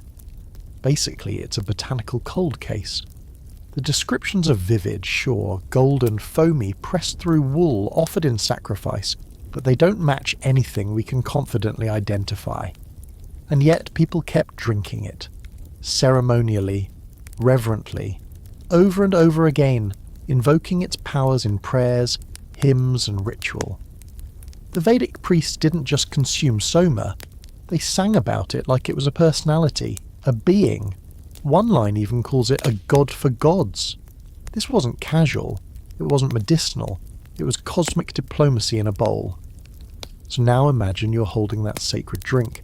The taste is bitter but alive, like the bark of a tree that remembers thunder. You drink, and it hits differently than anything you've ever known. Not a rush, not a crash, more like a rising. The room begins to tilt gently. The drumming gets louder, even though no one's changed tempo. You close your eyes, and the world opens, vivid, burning, sacred. You're not flying, not exactly. You're dissolving into light, into sound, into syllables from a language that's older than your body. This is no hallucination. This is reality, intensified. The smoke from the incense starts to form shapes, The chants stop being words and start becoming truths. Your limbs are gone. You are the drum. You are the breath. You are the space between fire and thought. Here's the fringy fun fact. Some theorists believe that the loss of soma may have contributed to major shifts in Vedic religious practice. That once the original plant used for soma became rare, extinct, or geographically inaccessible, the rituals changed. Religion shifted from ecstatic communion to more symbolic, interpretive frameworks. Basically, once the juice stopped flowing, the mysticism had to get metaphorical. There's even a theory that soma inspired or contributed to the later Greek concept of ambrosia, the drink of the Olympians. After all, Indo-European language roots and mythologies share a lot of overlapping motifs. Divine drinks, sacred intoxication, cosmic knowledge through consumption. The idea of getting closer to the gods through a liquid experience, that's not unique. That's deeply, almost universally human. But again, scholars argue. Some say soma was never psychoactive at all, that the trippy descriptions in the Rig Veda were poetic, not pharmacological, just metaphor stacked on metaphor. Others insist the effects were real, and that the cultural memory of soma is proof that our ancestors were more chemically adventurous than we give them credit for. You, in the temple, aren't worried about any of that. You're still high, or holy, or maybe both. The walls are breathing. The stars are inside your head. You're thinking thoughts you've never had before, about time and cycles and why bees seem like they know something. You've forgotten your name, but you remember the feeling of being born. And when the effect finally begins to fade hours later, you don't crash. You land. Gently. Like a leaf returning to the ground. The priest beside you nods. There's no smile, but there's acknowledgement. You've seen what you came to see. Later, as the fire dies down, the others in the temple begin to speak. Not much, just reflections, fragments. One describes a river of light. Another says she danced with a tiger made of song. You share your vision too, or at least the part you can put into words. No one laughs, no one doubts. These aren't hallucinations, these are messages. If you had the right translator, they'd probably form a blueprint for the universe. And the most incredible part, you're not addicted. You don't wake up craving soma. It's not a habit. It's a calling. You don't take it lightly. You wait. You prepare. You respect it. Because what it gives is too big to waste. Too sacred to misuse. So yes, the real soma may be lost to time. The plant may be extinct. The recipe may have faded like smoke from a sacrificial fire. But the idea, that lives on. In every culture that treats a drink like a doorway, in every person who closes their eyes, sips something ancient and opens themselves to the infinite. You're crouched in a dry, dusty field somewhere between two rivers, watching the ground split open into lines. Someone's dragging a pointed stick through the dirt, etching the early symbols of writing, or at least something that might become writing, while others nearby are pulling grain out of the earth like it's treasure. It's hot. Everything smells like sweat and barley. The air is full of arguments about irrigation and whose goat wandered off again. Civilization is happening, whether anyone's ready for it or not. And right in the middle of it all, people are drinking. A lot. Not water. Too risky. Not wine. Grapes haven't made their debut here yet. No. What they're drinking is thick, warm, and slightly sour. You watch a man take a long sip through a reed straw from a shared clay pot, exhale with a grin, and slap his friend on the back. He's drunk. He's happy. And you realise, they didn't build all this to farm. They built it to get buzzed. Welcome to the theory that beer, not bread, started the party we now call civilization. It sounds like a joke, right? The idea that humans domesticated grain not because they were tired of chasing antelope, but because they figured out it could make party juice. But there's a real theory behind it, sometimes called the beer before bread hypothesis. The logic is elegant in its absurdity. For hunter-gatherers, wild grains weren't particularly filling or easy to process. But if you soaked them, let them ferment, and waited a few days, boom, you got early proto-beer. A foamy, funky beverage with a low alcohol content and a surprisingly high morale boost.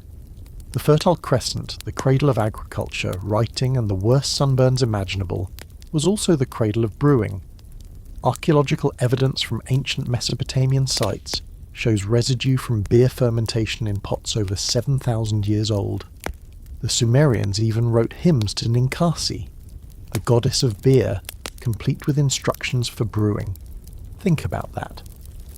Our first literature wasn't a law code or a love poem, it was a beer recipe in divine verse. Priorities. And here's the quirky cultural footnote. This early beer was more like a grain smoothie than a crisp lager.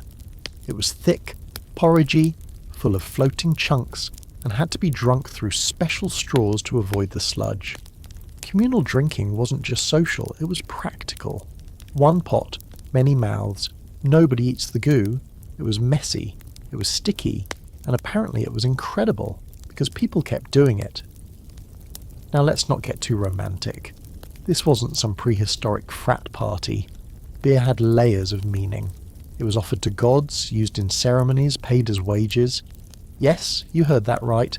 Labourers in ancient Egypt were sometimes paid in beer. Imagine building a pyramid under the blazing sun and collecting your paycheck in 4 litres of fermented barley. That's either poetic justice or a workers' rights nightmare, depending on how thirsty you are. The scholarly debate here centres on causality. Did beer really motivate the agricultural revolution? Or was it just a lucky bonus that came with figuring out how to store and process grain? Some anthropologists argue that the intoxicating effects of alcohol provided enough social glue and ritual value to tip the scales in favour of permanent settlements. Others say, calm down, it was probably just a side hustle.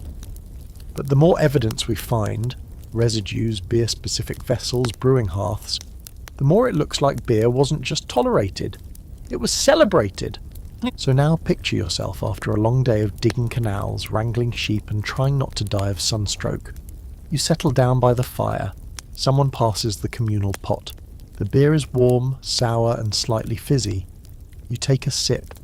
It tastes like wet bread and ambition. Your body relaxes, your thoughts soften. You start talking about the stars or singing a song that only has 2 notes but somehow lasts an hour. Others join in. Someone laughs. Someone cries. Someone carves a little animal into a piece of clay because it suddenly feels like that's exactly what this moment needs. And just like that, you're building something that isn't just a city or a field. You're building culture, shared experience, memory. That little buzz bonds you to the people around you.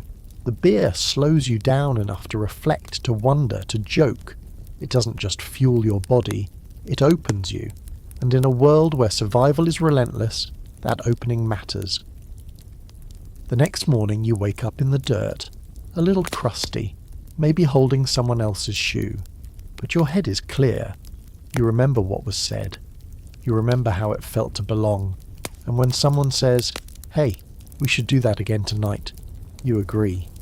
Not just because the beer is good, but because of what it does to you, to all of you. Beer became tradition, ritual, social tech.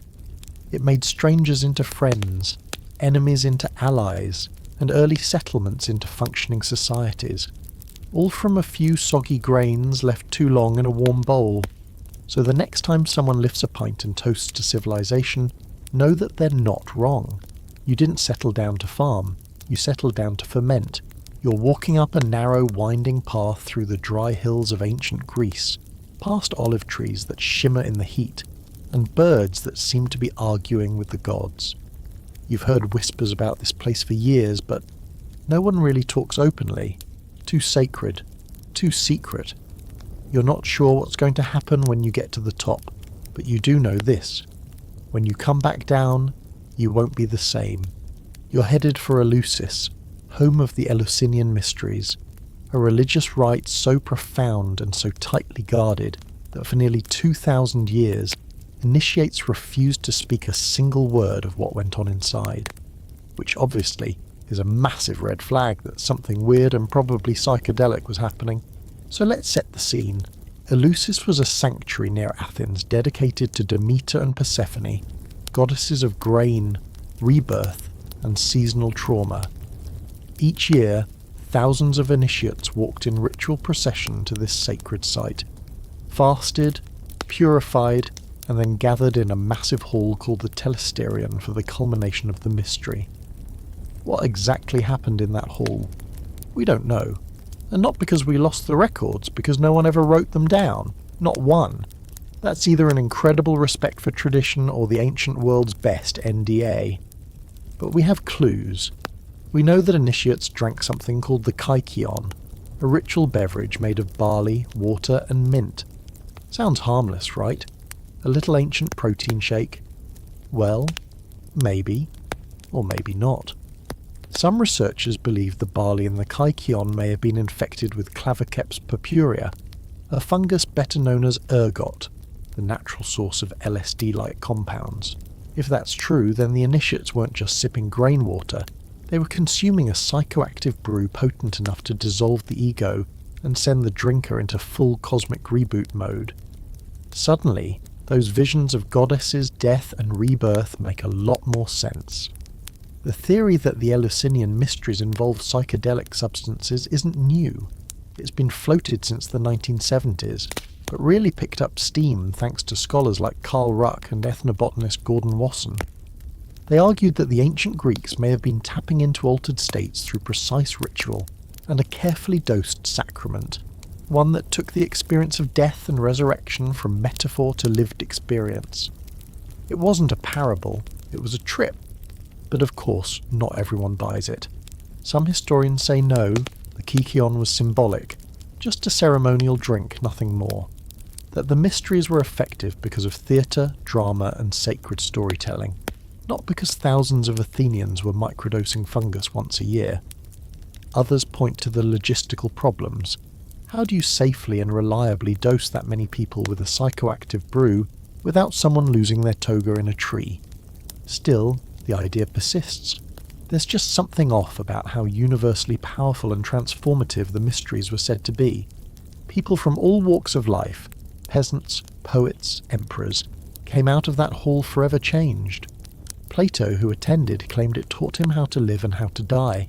Cicero called it the most exceptional and divine thing Athens ever produced. And these were guys who had seen some stuff. Back to you. You've drunk the kykeon. The fast is broken. The hall is silent. You sit among strangers who are now somehow familiar, each waiting, breathless. Then the doors shut. The room goes dark. There are sounds, bells, chanting, perhaps a thunderclap. Then comes the vision. You don't remember all of it afterward, but at one point you feel yourself sink into the earth. You meet Persephone, not just the goddess, but the part of yourself that's been buried, forgotten. You descend into the underworld and then rise again, reborn. You're crying, but so is everyone else, and nobody looks ashamed. And then it ends.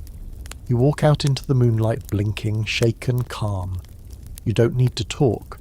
No one does. You've seen the same truth.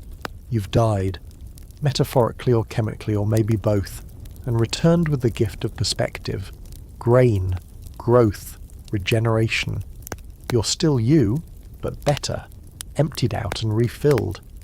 What's amazing is that this rite endured for nearly 2 millennia, from before classical Athens through to the rise of Christianity, only ending when Rome finally shut down the pagan temples. That's a serious run for a ritual you couldn't even talk about.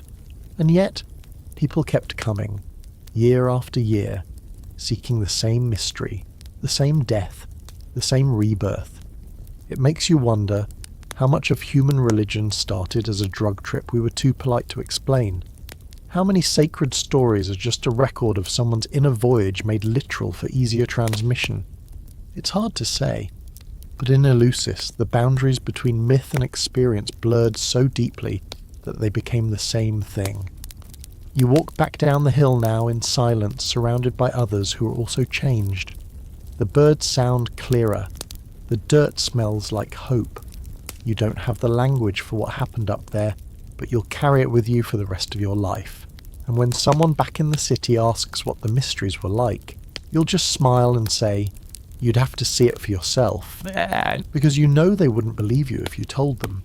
You're standing in the middle of a windswept plain, somewhere near the Caspian Sea, and everything smells like horses' leather and dry grass. The people around you are wiry, tattooed, terrifying in that casually competent way that says they can fight, ride, and skin a boar without breaking a sweat. You're in the middle of a Scythian encampment, nomadic warriors from the Iron Age whose reputations precede them like a thunderstorm. They've got golden jewellery, wild hair, and a frankly unreasonable number of arrows. But tonight they're not riding or fighting. Tonight they're passing around something ancient, sacred, and unmistakably loud. A small tent stands nearby, sealed tight. Inside, stones are heating over fire. You hear laughter, raw, open, a little too loud. Someone beckons.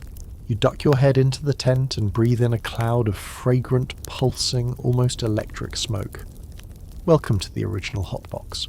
Herodotus, the guy who gets quoted every time someone tries to make ancient history more fun, described this very scene in the 5th century BCE. According to him, the Scythians would throw cannabis onto red-hot stones inside enclosed spaces, creating a dense, intoxicating vapour. They would sit inside the tent howling with laughter, overcome by the effects of the smoke. Whether it was a ritual, a celebration, a medicine, or just an ancient way of vibing out on the steppe, no one's sure.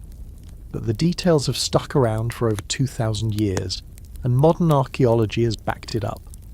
Burial mounds in Siberia and Central Asia have turned up Scythian bongs. Yes, actual gold and leather cannabis smoking paraphernalia, and remnants of burnt cannabis seeds. So yeah, the Scythians weren't just getting high, they were commemorating it.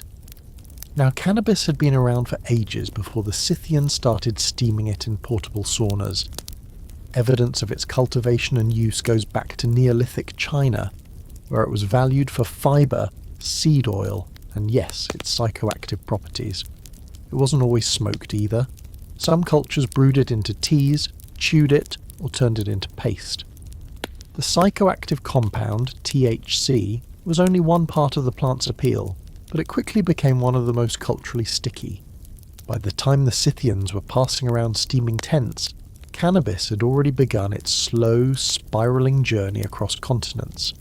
It spread east into India, where it became bhang, a drink offered to Shiva and used in festivals and meditation. It moved west toward the Middle East and North Africa, where it eventually morphed into hashish, smoked in tiny pipes by poets and mystics alike. It made its way south into Africa, north into Europe, everywhere leaving behind little wisps of inspiration and altered consciousness. But back to the Scythians. Let's be honest, they're kind of overlooked in history classes, which is weird because they were awesome. Nomadic, warlike, horse-riding experts who covered their bodies in tattoos and buried their dead with gold and, sometimes, cannabis bundles. They weren't using this stuff casually. It was part of death rituals, religious ceremonies, and communal bonding. There's speculation that cannabis smoke may have been used to ease grief, to send off the dead, or to help the living process the loss through altered states of perception. Basically, ancient grief therapy, but with less journaling and more smoke tents. Of course, there's scholarly disagreement about how recreational these sessions really were. Was this ritualistic mourning, psychedelic shamanism, or just ancient stoners lighting up after battle? Herodotus made it sound like they were getting high for fun, but ancient Greek historians weren't exactly known for nuance. Other researchers suggest the context may have been sacred, designed to bring people into contact with the spirit world, or to temporarily dissolve the ego for communal healing. Now you, sitting cross-legged in the tent, are starting to feel it. Your head goes warm, your limbs buzz. The smoke clings to your skin, but not in a gross way. It feels thick, alive, like it's made of memory. Someone across from you starts telling a story and you laugh so hard your ribs ache, though later you won't remember the story. The tent is full of sound, but it's soft, like thunder far away. You close your eyes, and there it is. A vision. Not sharp, not obvious. Just a flicker of something ancient and wild, like your ancestors passing through you for a split second, nodding in recognition. You come out of the tent high, yes, but also hollowed out a little, in a good way, like someone scooped the worry out of your chest and replaced it with a wind. You're not euphoric, you're clear, calm. You sit by the fire and eat something charred and delicious. Later, someone hands you a carved wooden bowl full of fermented mare's milk. It tastes like a dare. You drink it anyway. The Scythians don't explain the ritual. They don't have to. You understand it wasn't just about the high, it was about the togetherness, the release, the way the smoke tangled your breath with theirs, your thoughts with theirs. You've become part of something older than language. Cannabis has a funny way of doing that. It slows time, it opens doors, it dissolves the crust around your thoughts so you can see what's beneath. And humans, from Siberian warriors to Himalayan monks to 1970s basement bands, have turned to it for that very reason. Not just to escape, but to see more clearly, to feel more deeply, to connect without armour. And even now, thousands of years later, with cannabis bouncing between legalization and moral panic, the smoke hasn't changed. People are still gathering, still passing it around, still laughing in that too loud way that says something just shifted, and I liked it. So yeah, the next time someone tries to tell you weed is a modern indulgence, remind them that Scythian warlords were hotboxing tents before your great anything was a glimmer in the food chain, and they did it in fur cloaks on horseback with gold jewellery. Respect the ancestors. You're climbing. Again. Another hillside. Another sky. This one thinner and brighter.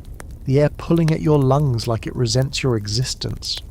The world below you looks small, manageable.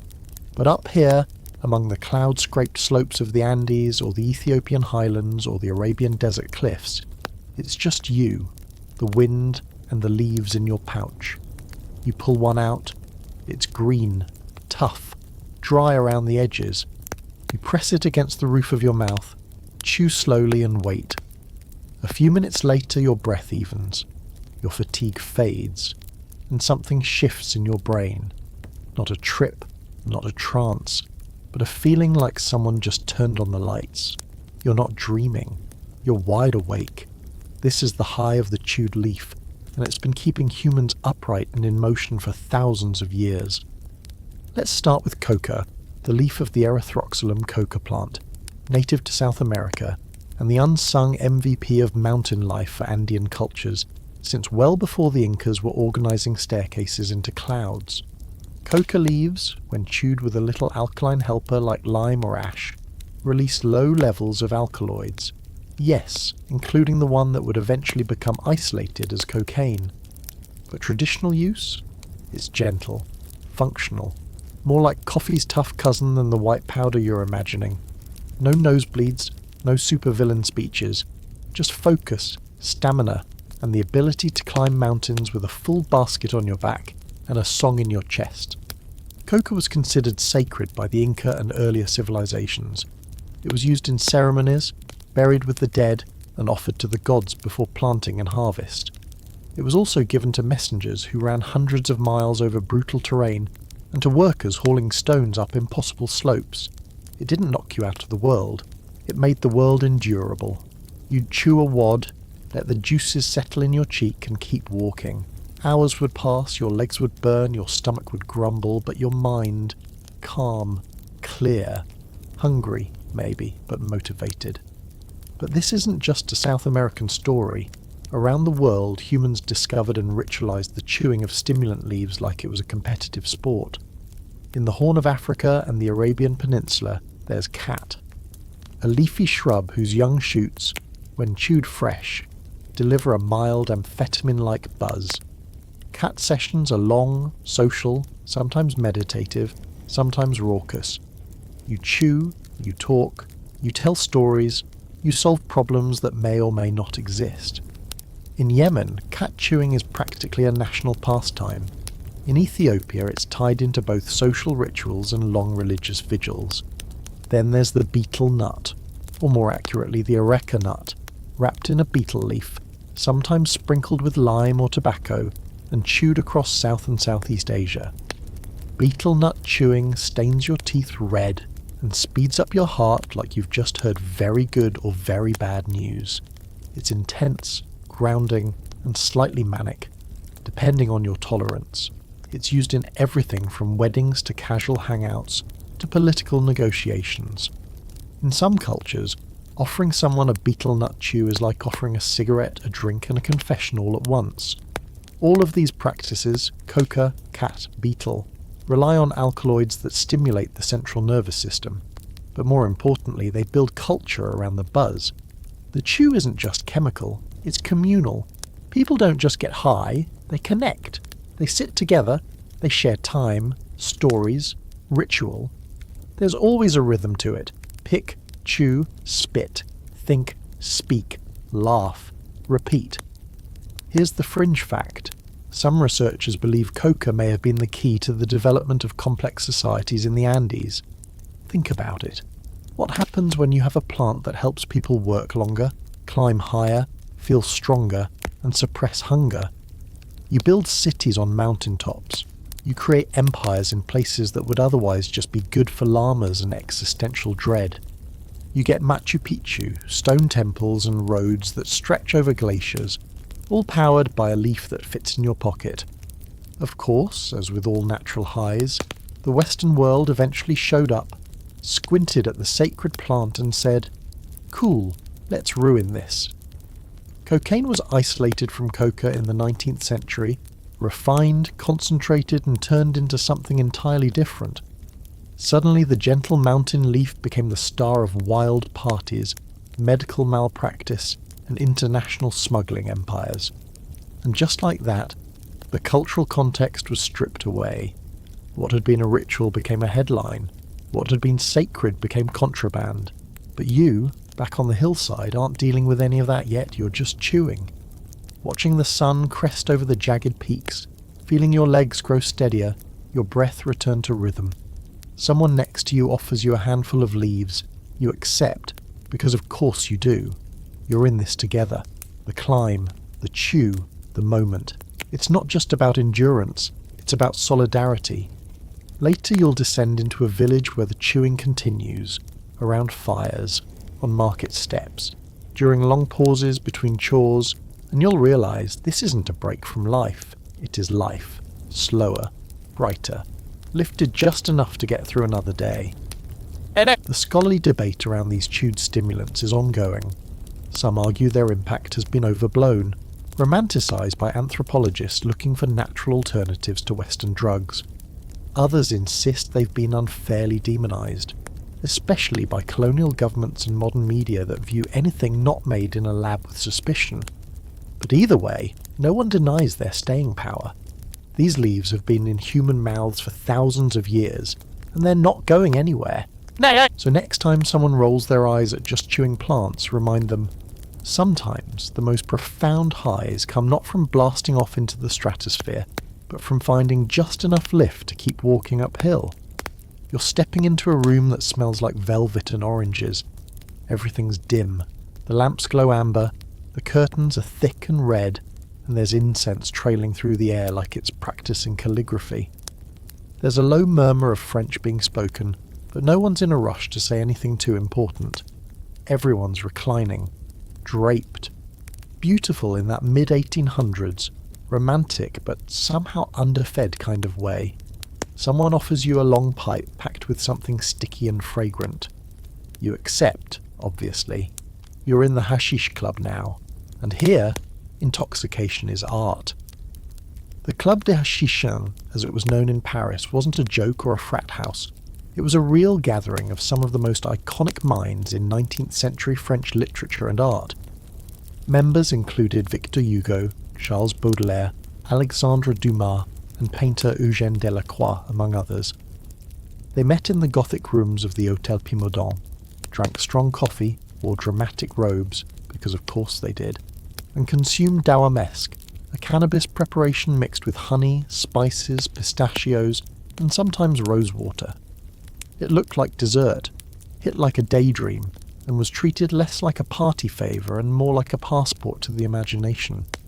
This was the Romantic era, after all. Emotion was king, and altered states were practically a job requirement. For the Hashishins, hashish wasn't recreational, it was revelatory. It pulled back the curtain of ordinary perception and showed them deeper truths, more vivid sensations, weirder metaphors. They weren't just getting high, they were making contact with something sublime and slightly absurd. And then they wrote about it. A lot. Charles Baudelaire, poet of beautiful doom, wrote an entire essay called Les Paradis Artificiels, Artificial Paradises, in which he describes hashish as a mighty plant, capable of expanding the soul and accelerating time. 1 minute you're in a chair, the next you're dissolving into the concept of colour. It wasn't always pleasant. He noted how it could make you paranoid, overly introspective, trapped in your own echo chamber of thought. But still, he believed there was value in the voyage, that experiencing altered consciousness, even if it left you reeling, was essential to understanding the self. And this wasn't just a French thing. Across Europe and into the Middle East, hashish had been used for centuries in various forms. In India, it was part of spiritual practice. In the Islamic world, where alcohol was often prohibited, hashish became an alternate route to altered states, sometimes revered, sometimes reviled. In 13th century Cairo, Sufi mystics and street poets alike dabbled in it. It was seen as a means to spiritual ecstasy, a kind of shortcut to dissolving the ego and remembering the unity of all things, at least until the authorities cracked down on it. But here's the oddity that historians still argue about. Why hashish, and why then? What was it about the 19th century that made a bunch of brilliant writers gather in a candlelit salon and decide that the future of literature lay in drug-induced reverie? Some scholars point to colonialism. France was expanding into North Africa, and with it came exposure to local customs, substances, and philosophies. Hashish was new to Paris, but not to the world. It was just newly exotic. Others think it was part of a larger backlash against industrialization. While factories belched smoke and cities swelled with noise, these artists turned inward, toward emotion, dream, and yes, a very specific kind of high that made time melt like a Dali clock. So here you are, lying on a fainting couch, the room spinning in slow, syrupy arcs. The hashish creeps in like a velvet fog. Your limbs feel far away. Your thoughts feel like they've had a few too many glasses of wine. Someone starts playing a violin in the next room and it sounds like it's being played in your spine. You understand Baudelaire now, not just the words, but the ache. The desperate, beautiful need to escape the mundane and dip your brain into something more vivid. But the strangest part, you're still aware. You know you're high. You know you're in a room full of artists pretending to be wizards. And yet, it works. You start talking in metaphors. You describe the colour green as jealousy's tongue. Someone nods solemnly. You feel brilliant. You might not be. Doesn't matter. Outside this room, the world is practical. Work, progress, wars. But inside, there's poetry, intensity, a kind of aesthetic indulgence that feels both ridiculous and necessary. The Hashishins weren't trying to escape reality, they were trying to expand it, to stretch the walls of consciousness and see what might be hiding in the folds. Eventually the night winds down, someone recites a half-finished sonnet, someone else sketches the ceiling with a piece of charcoal. You lie still, letting the last of the high dissolve, and as the spell lifts you realise that hashish didn't make you an artist, but it reminded you why you wanted to be one. The debate around hashish and creativity still rages. Does it actually unlock brilliance, or just make nonsense feel important? Is drug-fueled art valid, or just aesthetic cosplay?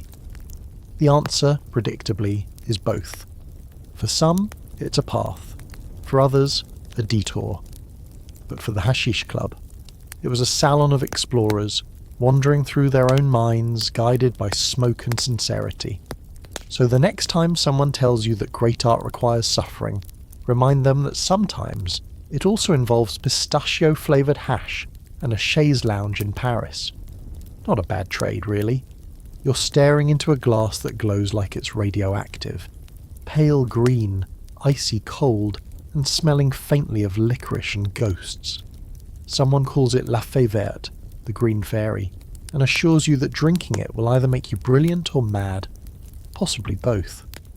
You're in a smoky Parisian bar at the turn of the 20th century, surrounded by painters, poets, bohemians, and at least one man who appears to be arguing with a chair. You watch as water is slowly dripped over a sugar cube balanced on a slotted spoon. The cube dissolves, the liquid turns cloudy, milky, otherworldly. You raise the glass, toast to nothing in particular, and take a sip. It tastes sharp and sweet and herbal and weird. The burn fades, replaced by a rising warmth and a slow-motion unravelling of your normal self. You've just had your first taste of absinthe. Absinthe has always had a flair for drama. It wasn't just a drink. It was an experience, a ritual, a statement. And in late 19th and early 20th century Europe, especially in France, it was the drink for artists, intellectuals, and anyone hoping to add a little sparkle to their existential dread. It was affordable, strong, and theatrical. But more than that, it was reputation in a bottle. If wine was for the bourgeois, absinthe was for those who wanted to feel something. The star ingredient was wormwood, Artemisia absinthium, a bitter herb long associated with medicine, mysticism, and various levels of being very unwell. Wormwood contains a compound called thujone, which, in high doses, can cause convulsions and hallucinations. Absinthe also featured an all-star lineup of other herbs: anise, fennel, hyssop, and mint. The result was a high-proof concoction that didn't just hit the bloodstream, it shimmered there. And yet, here's the quirky truth. Despite its reputation as a hallucinogenic monster, most modern research suggests that absinthe's psychoactive effects were wildly exaggerated. The amount of thujone present in traditional recipes was far too low to cause full-blown hallucinations. So what was everyone seeing? Why did people report visions, creative frenzies, and the sensation that they were being seduced by spectral fairies? Simple. They were drinking alcohol that was 120 to 140 proof, often on an empty stomach, often in massive quantities, and usually while already halfway down a spiral of depression, artistic anxiety, and untreated tuberculosis. Add a dash of romanticism and a healthy appetite for suggestion, and boom! You've got yourself a green fairy with a bad attitude and a very convincing PR campaign. But let's not downplay the vibe. Absinthe was different. The ritual of preparation was slow, deliberate. The clouding of the liquid as water dripped in, called the lausch, looked magical. It turned a sharp, bitter spirit into something creamy and aromatic. And in a world full of grey factories and social repression, absinthe felt like rebellion in a glass. It said, "I don't belong to your rules. I have visions. I talk to shadows. I understand colour." Famous absinthe drinkers included Oscar Wilde, Toulouse-Lautrec, Edgar Allan Poe, maybe, and Vincent van Gogh, who famously may or may not have been deep in the green haze when he lopped off his ear. The Montmartre crowd treated absinthe like communion. It was consumed in cafes, bars, studios, and dingy apartments, where oil paints never dried, and poems were written in candlelight and regret. But here's where the scholarly debate heats up. Was absinthe really responsible for all that madness and genius? Or was it just a scapegoat? In the early 20th century, as temperance movements gained ground and European governments started panicking about public morality, absinthe became the villain. Newspaper illustrations showed husbands going mad and murdering their families after one too many glasses. Scientists issued warnings, often backed by bad data. One Swiss farmer famously murdered his family after drinking wine, brandy, and, critically, 2 glasses of absinthe. The public ignored the wine and brandy and fixated on the green stuff. Thus was born the myth of absinthism, a supposed disease caused by wormwood consumption, featuring symptoms like madness, violence, and total moral collapse. By 1915, absinthe had been banned in much of Europe and the US. What had once been the toast of the avant-garde became contraband. The Green Fairy was exiled, but not forgotten. Fast forward to today, and we now know that the bans were mostly moral panic mixed with nationalism and a dash of market manipulation from the wine industry. Modern absinthe, when made according to historical recipes, is legal again in many places. The Thajone content is regulated, but the mystique remains. So back to you in that candlelit bar.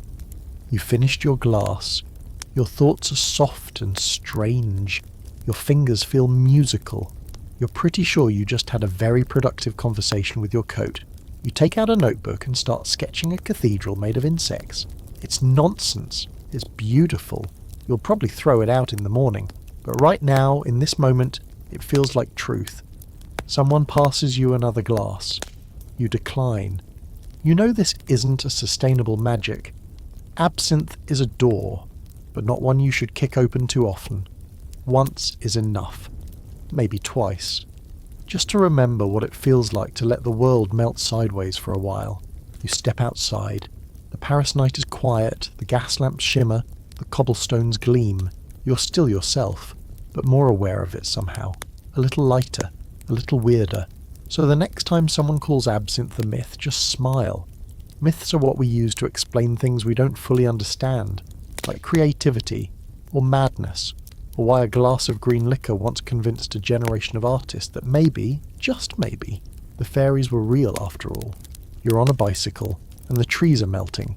Not falling down or catching fire, melting. Like wax in reverse, sliding upward into the sky while the road beneath you folds gently into itself. You are, in fact, very much on a bicycle, but also not entirely sure what a bicycle is anymore. Your limbs feel like suggestions. The sky is pulsing. A duck just flew past you, except it wasn't a duck.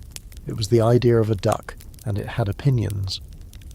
Welcome to April 19th, 1943, better known as Bicycle Day, when Swiss chemist Albert Hofmann took LSD, lysergic acid diethylamide, on purpose this time, and decided to ride home. LSD is what happens when you mix rigorous science with extreme curiosity and zero adult supervision. Hofmann had first synthesized LSD 5 years earlier, while working at Sandoz Laboratories, trying to create a respiratory stimulant. It didn't do that, at all. But something about it lingered in his mind, so in 1943 he revisited the compound and accidentally absorbed a small amount through his fingertips. He felt a little odd, light-headed, dreamy, slightly floaty. Curious and scientifically reckless, he ingested 250 micrograms of the substance a few days later, figuring it was a conservative dose. It was not. What followed was the world's first intentional LSD trip, and a bicycle ride that Hofmann later described with phrases like demonic transformation and kaleidoscopic cascade. He thought his neighbour was a witch. He thought he was dying. Then, a few hours later, he felt amazing. Reborn. Emotionally exfoliated. That day became legendary. The moment when psychedelic science was truly born and reality was reminded it could always be edited. The effects of LSD were immediate and groundbreaking. This wasn't like alcohol or cannabis or even mescaline. LSD was astonishingly potent. Microgram doses, millionths of a gram, could induce profound shifts in perception, time, and selfhood. Colours intensified, shapes danced, music became visible, thoughts unfolded like fractals, and the ego, the solid sense of me, could dissolve completely, leaving behind something much stranger. By the 1950s, scientists, psychiatrists, and countercultural pioneers were taking notice. LSD was investigated as a treatment for everything from depression to addiction to cluster headaches. Psychiatrists began using it in guided sessions, claiming it allowed patients to confront trauma with a strange, detached clarity. Even the CIA got involved, because of course they did. Enter Project MKUltra, where LSD was tested as a potential truth serum brainwashing tool and weapon of psychic war. This included dosing unwitting subjects, sometimes for years, sometimes with zero follow-up. It was science fiction with a government paycheck. But here's where things get weird in a different way. LSD didn't just stay in the lab, it seeped out, into art, into music, into dorm rooms and deserts and drum circles. In the early 60s, figures like Timothy Leary, Ken Kesey, and Ram Dass took the psychedelic gospel to the masses. Leary's famous command, "turn on, tune in, drop out," became the mantra of a generation. And for many, LSD was more than a party drug. It was a sacrament, a chemical telescope aimed at the soul. Here's the quirky twist. No one's entirely sure how LSD works. We know it binds to serotonin receptors, especially 5-HT2A, but why this causes a 3-hour conversation with your houseplant remains unclear. Even now, with fMRI scans and decades of research, LSD's exact mechanisms are still debated. What's clear is that it radically alters brain connectivity. Regions that don't normally talk to each other suddenly light up like Vegas. The result is something between dream, meditation, and glitchy software update. So now back to you. You've just taken a tiny tab of blotter paper, maybe with a dancing bear on it, maybe just blank. You wait. An hour passes, and then it hits. Not like a wall, but like gravity tilting sideways. Shadows shimmer. Thoughts start echoing. You begin to notice things you've never noticed before. The way your hand moves when you speak. The way the air feels like it's full of secrets. You're not out of your mind. You're around it. Beside it. Watching it process the world with wide, curious eyes. You spend the next several hours dissolving, not in a bad way, in a weird, squishy, philosophical way. You think about your childhood, your future. The idea of self becomes hilarious and impossible. The trees are breathing, the floor is alive, and somewhere in all of this you feel okay, not ecstatic, not euphoric, just okay. Like your brain's been holding its breath for years and is finally exhaling. But it's not all fun. LSD doesn't let you skip over the hard parts. If you've got fear tucked away somewhere, it will find it. If your ego is fragile, it will show you the cracks. Some people come out of it shaken. Others come out enlightened. Many come out both. Eventually it fades. You eat a banana. It's the best banana of your life. You sit in silence, then laugh for 10 straight minutes about something no one will ever understand. You walk home. You sleep like you've made peace with gravity. And the next morning you're still yourself, but shifted. Like your brain took a shower with the universe. And here's the debate that still rages today. Was LSD a miracle we misunderstood, or a chaos agent we barely survived? Some argue it was cultural dynamite, blowing up assumptions, institutions, and minds with reckless abandon. Others insist it was a glimpse of what human consciousness could be if handled with care and purpose. One thing's certain, it never really went away. Despite the bans, the stigma, the fear-mongering, LSD has quietly endured. In neuroscience labs, in therapy rooms, in the back pockets of very hopeful people at music festivals, it whispers, there is more. And all of it began with one chemist, one molecule, and one very long bicycle ride through the melting suburbs of Switzerland. You're sitting in a chair that feels suspiciously like a trap. The lights are too bright. There's a man in a tie flipping through your file like he's deciding whether or not you're real.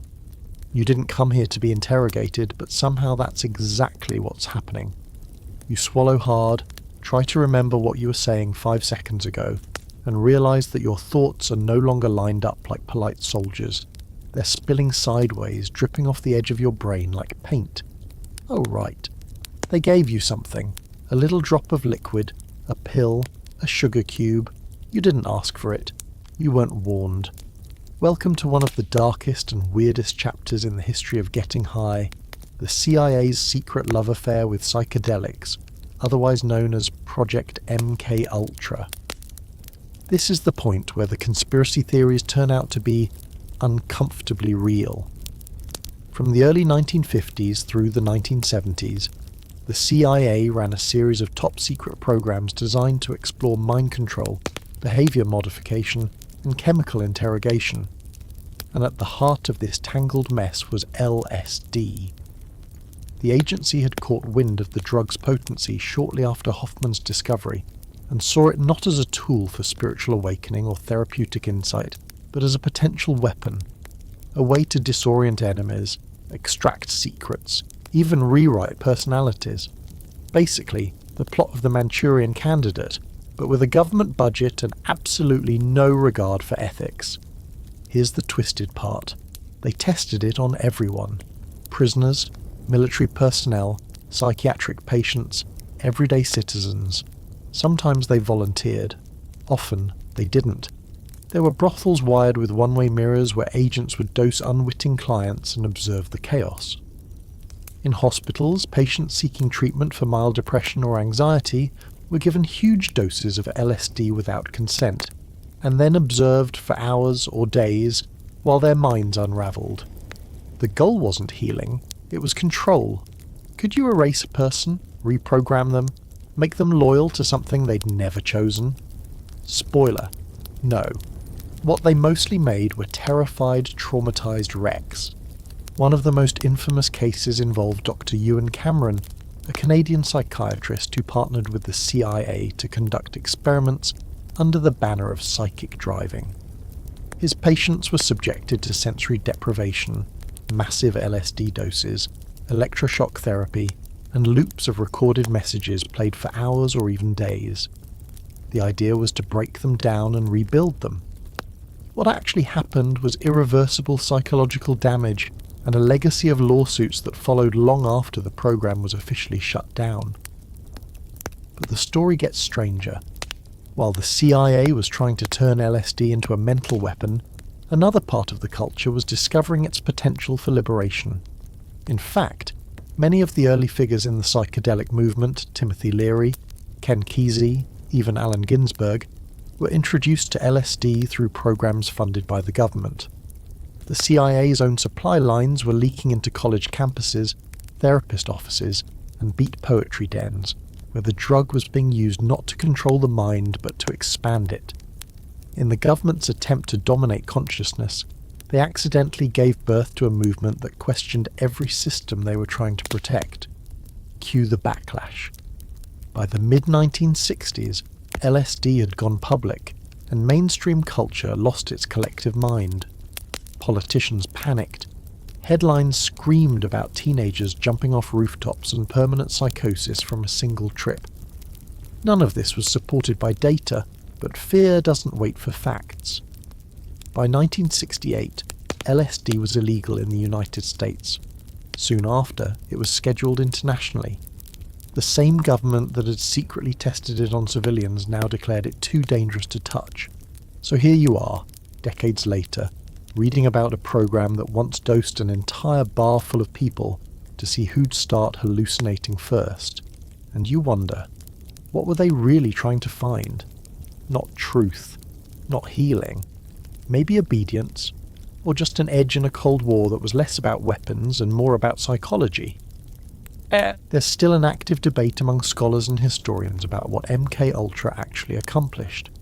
Some say it was mostly chaos, bad science, bad ethics, no usable results.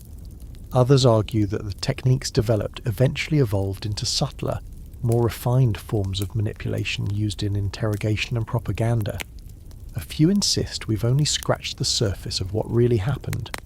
Entire documents were destroyed in 1973 during a government-wide panic, meaning that a large part of the project's scope may never be fully known.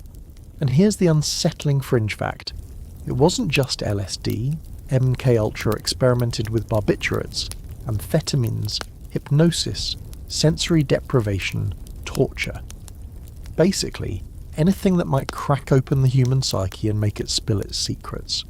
LSD just got the most attention because of how spectacularly unpredictable it was, and because it accidentally inspired a generation of poets, pranksters, and acid-fueled activists who refused to sit down and behave. So now imagine you're back in that chair, the lights dim, the man in the tie leaves the room, you're alone, tripping, unsure who you are or why you're there, no guidance, no kindness, just data collection. And somewhere else, a different person is taking the same drug, on a beach or in a field or in a candlelit room, with friends, with music, with purpose. One high built to break you, the other to build you. Same chemical, different story. LSD wasn't good or evil, it was just powerful. And like anything powerful, it reflected the intentions of the people wielding it. So the next time someone tells you drugs are dangerous, nod, agree, and then ask them, dangerous to whom?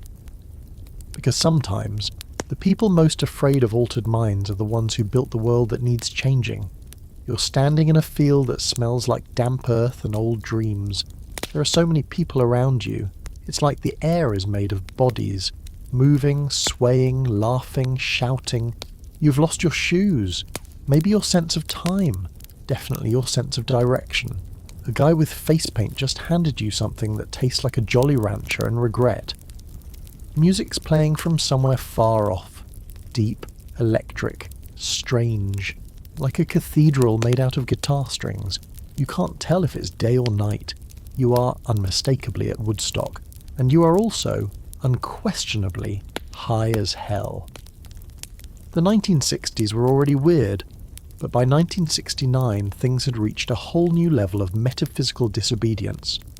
America was cracking at the seams. Civil rights clashes, Vietnam, assassinations, generational tension like a pot boiling over. Into that chaos came LSD, hash, mushrooms, and a kaleidoscope of chemical companions. And while a lot of it was personal, trips in living rooms, dorms, and isolated cabins, it all came together, quite literally, in a muddy field in Bethel, New York.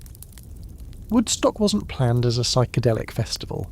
It was billed as 3 days of peace and music, and the organisers were more concerned with bathrooms than brainwaves. But when 500,000 people showed up, twice the expected crowd, it transformed into something else. A spontaneous swirling experiment in communal living, spontaneous expression, and shared altered states. Basically, a big, beautiful, slightly unhinged trip in the woods, and the substances everywhere. LSD blotter art was traded like baseball cards. Marijuana floated through the air in joints the size of carrots. Psychedelic mushrooms were munched casually between sets. Some took mescaline, others did a little too much. There were bad trips. Naked people climbing speaker towers. People talking to clouds. But somehow it held together. Barely. One young man reportedly ran through the mud screaming, "I am the lizard of destiny." No one stopped him.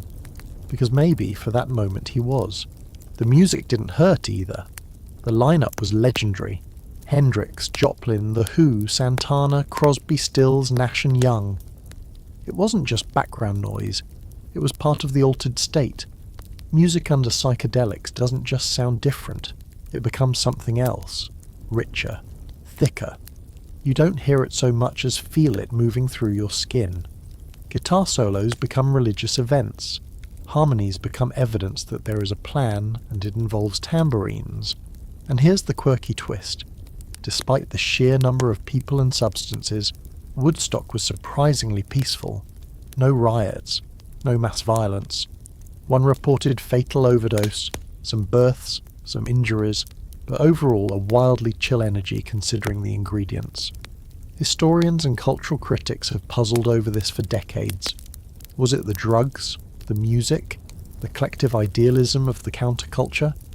Or did everyone just realise that in a field of 500,000 tripping strangers, the only logical strategy was don't be a jerk?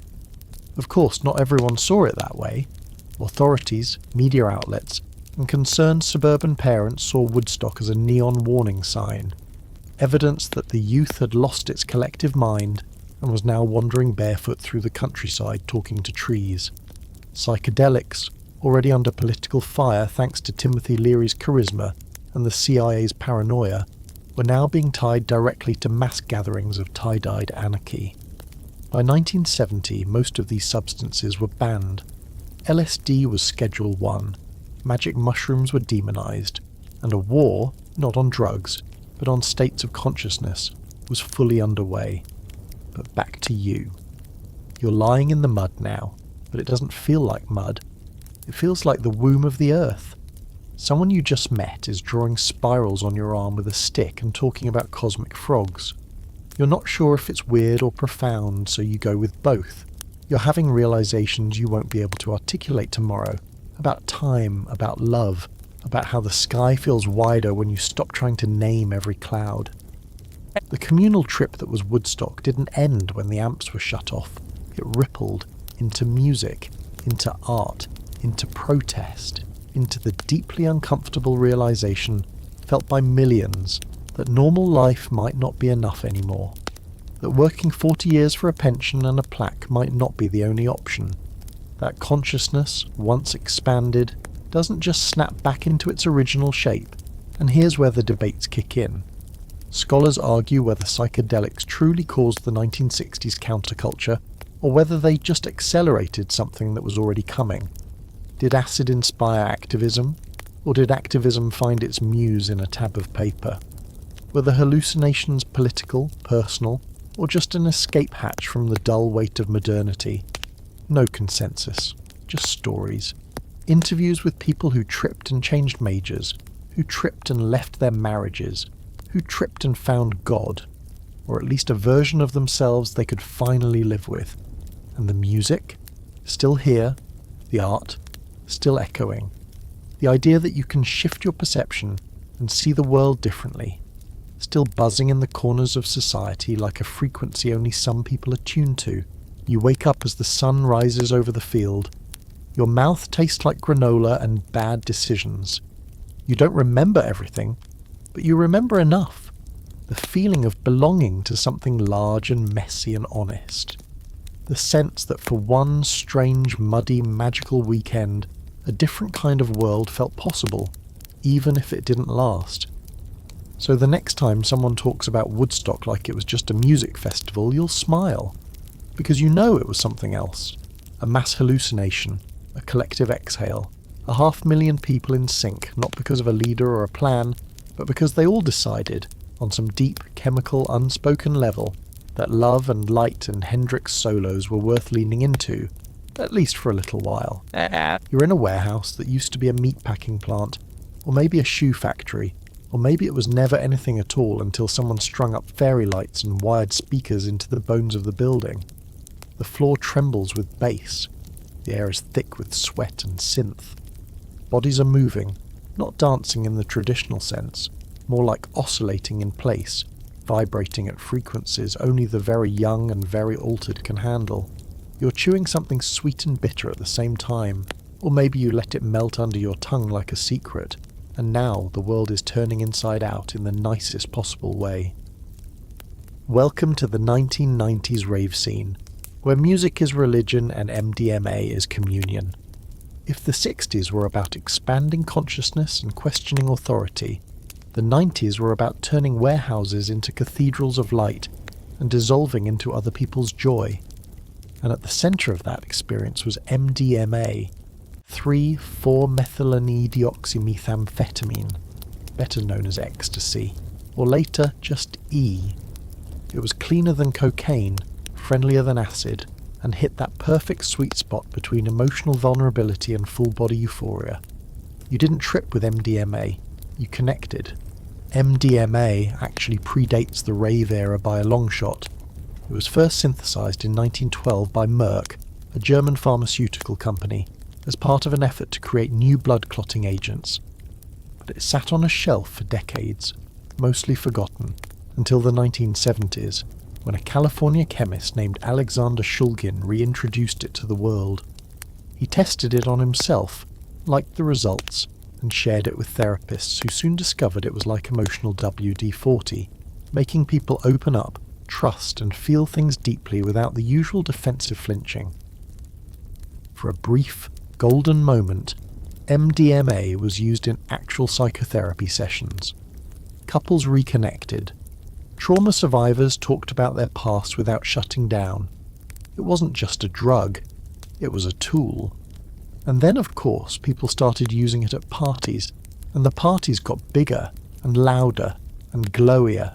Cue the rise of the underground rave. Abandoned spaces turned into sanctuaries. DJs became shamans. People painted their faces with UV reactive paint and wore clothes made entirely out of mesh, plastic and vibes. And MDMA flowed through these spaces like electricity. You took it, and suddenly the music was in you. You didn't hear it.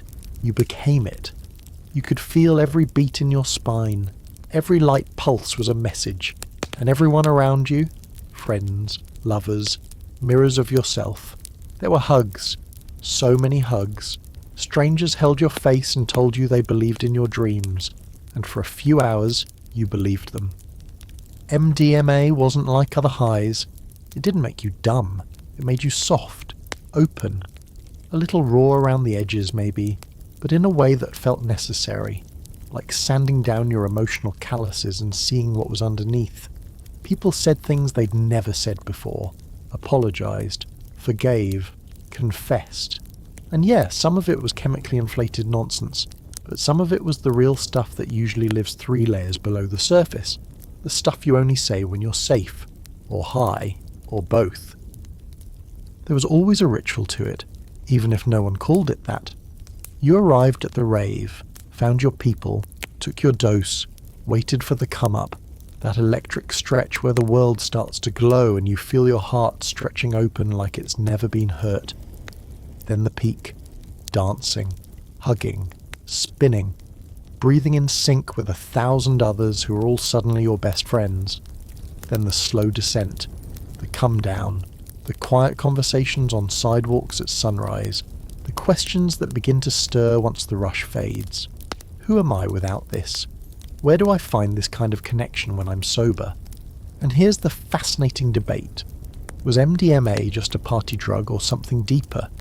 Some argue it was merely recreational escapism, tailor-made for disposable youth culture. But others, psychologists, philosophers, even spiritual leaders, saw something sacred in it. A temporary portal into empathy, a mirror that showed us who we could be when we dropped our armour. In recent years, that idea's made a serious comeback. Clinical studies have resurrected MDMA as a potential treatment for PTSD, anxiety and depression. In controlled, guided settings, it's shown remarkable results. People who'd spent years unable to face their trauma suddenly could. Not because the drug made them forget, but because it made them brave. For a few precious hours, fear got quiet and compassion got loud. Back in the warehouse, you're mid-dance. You haven't spoken in 30 minutes, but it doesn't matter. Everything is communicating. A flash of light feels like a memory. A drop in the beat feels like forgiveness. You close your eyes and for a moment you're weightless. Not floating, but free. And that's the part you'll remember. Not the pill, not the DJ. The freedom. To feel. To be. To want connection and actually get it. Eventually the music fades. You're sweaty, exhausted, and full of something warm that's hard to name. Love? Maybe. Gratitude? Definitely. You take someone's hand. It doesn't matter whose. You walk into the morning light together. Not a couple. Not strangers. Just 2 people who've touched the same frequency and are now heading back to the quiet. So the next time someone says MDMA is just a club drug, just smile. Because you know what it really is. Not an escape. A glimpse of how good it could feel, just for a while, to be soft in a world that keeps asking you to be hard. You're sitting cross-legged in the dirt somewhere in the desert, and there's a guy in front of you wearing feathers, beads, a trucker hat, and probably 0 medical credentials. He's holding a pipe. It smells like burnt rubber and something else. Hard to describe, but ancient and weird and possibly illegal in at least 6 countries. You're told to relax, breathe deeply, set an intention. You try, but you're also wondering if the lizard watching you from a rock is judging your life choices. Too late. The pipe is past, you inhale, and then nothing is the same. This is the era of toad venom. Specifically, 5-MeO-DMT, a powerful psychedelic compound found in the secretions of the Encelius alvarius, the Sonoran desert toad, also charmingly nicknamed the psychedelic toad. For thousands of years, indigenous groups may have used variations of this substance in rituals, but in recent years, it's become the trendy new cosmic ticket for spiritual seekers, biohackers, influencers, and people who think the path to enlightenment might involve projectile vomiting and filming it for their followers. Because of course it does. Here's how it works. The venom is milked from the toad's parotoid glands, basically squeezing its little face until it excretes goo, which is then dried into flaky crystals and later smoked. The result? A fast, intense, and often overwhelming psychedelic experience that usually lasts about 10 to 20 minutes, but feels like it stretches across 1,000 lifetimes. People report ego death, merging with the universe, talking to gods, or becoming one, and then, bam, they're back, on the ground, crying, or laughing, or deeply confused, sometimes all three. The first wave of 5 MEO-DMT exploration in the West was quiet. A few researchers, fringe psychonauts, and underground healers experimenting with the substance in ceremonial settings. But then came the second wave, the TikTok shamans, Instagram medicine men, and luxury retreat centres offering complete ego obliteration for the low, low price of your dignity and a few $1,000s. Suddenly, blowing your consciousness to smithereens became a lifestyle brand. But this raises some serious questions.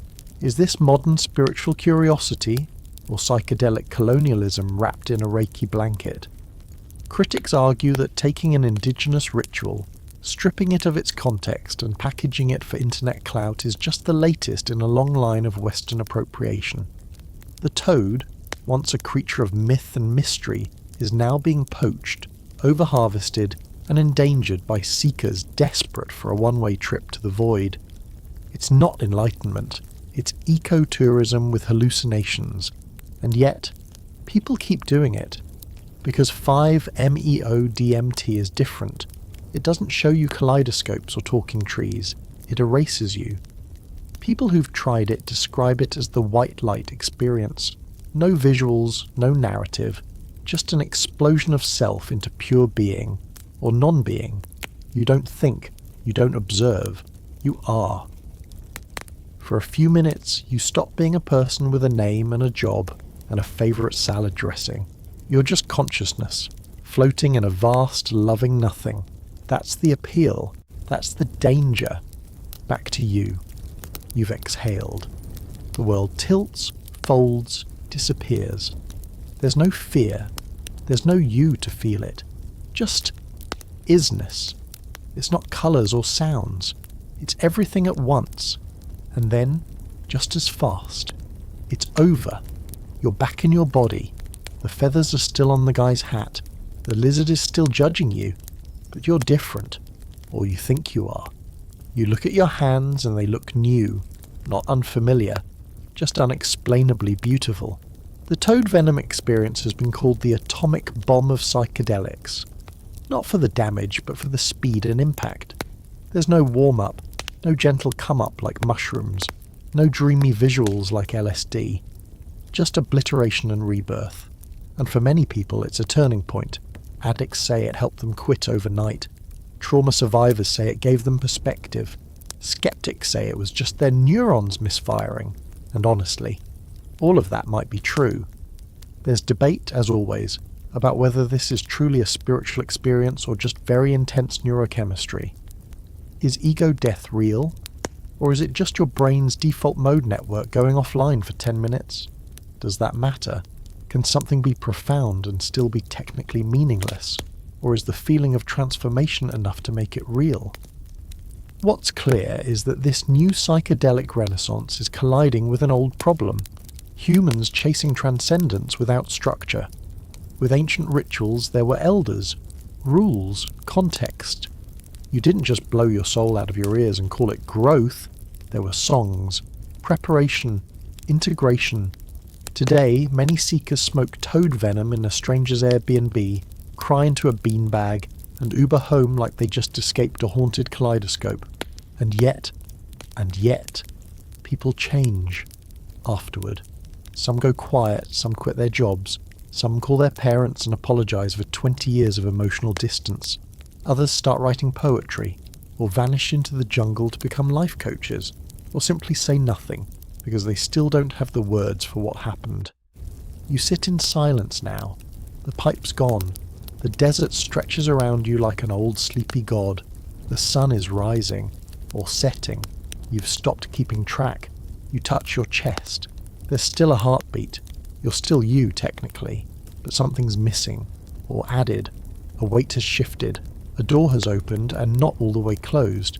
So the next time someone scoffs at the idea of smoking toad venom to find themselves, just smile. Because they don't know what it's like to die, become light, and return just in time to hear a man in a sarong ask if you'd like organic guava juice. You're lying on your back in the middle of your own living room, staring at the ceiling like it's trying to tell you a secret. You're not on anything, not tonight anyway, but you feel that low, familiar itch, the question that never leaves. Is this all there is?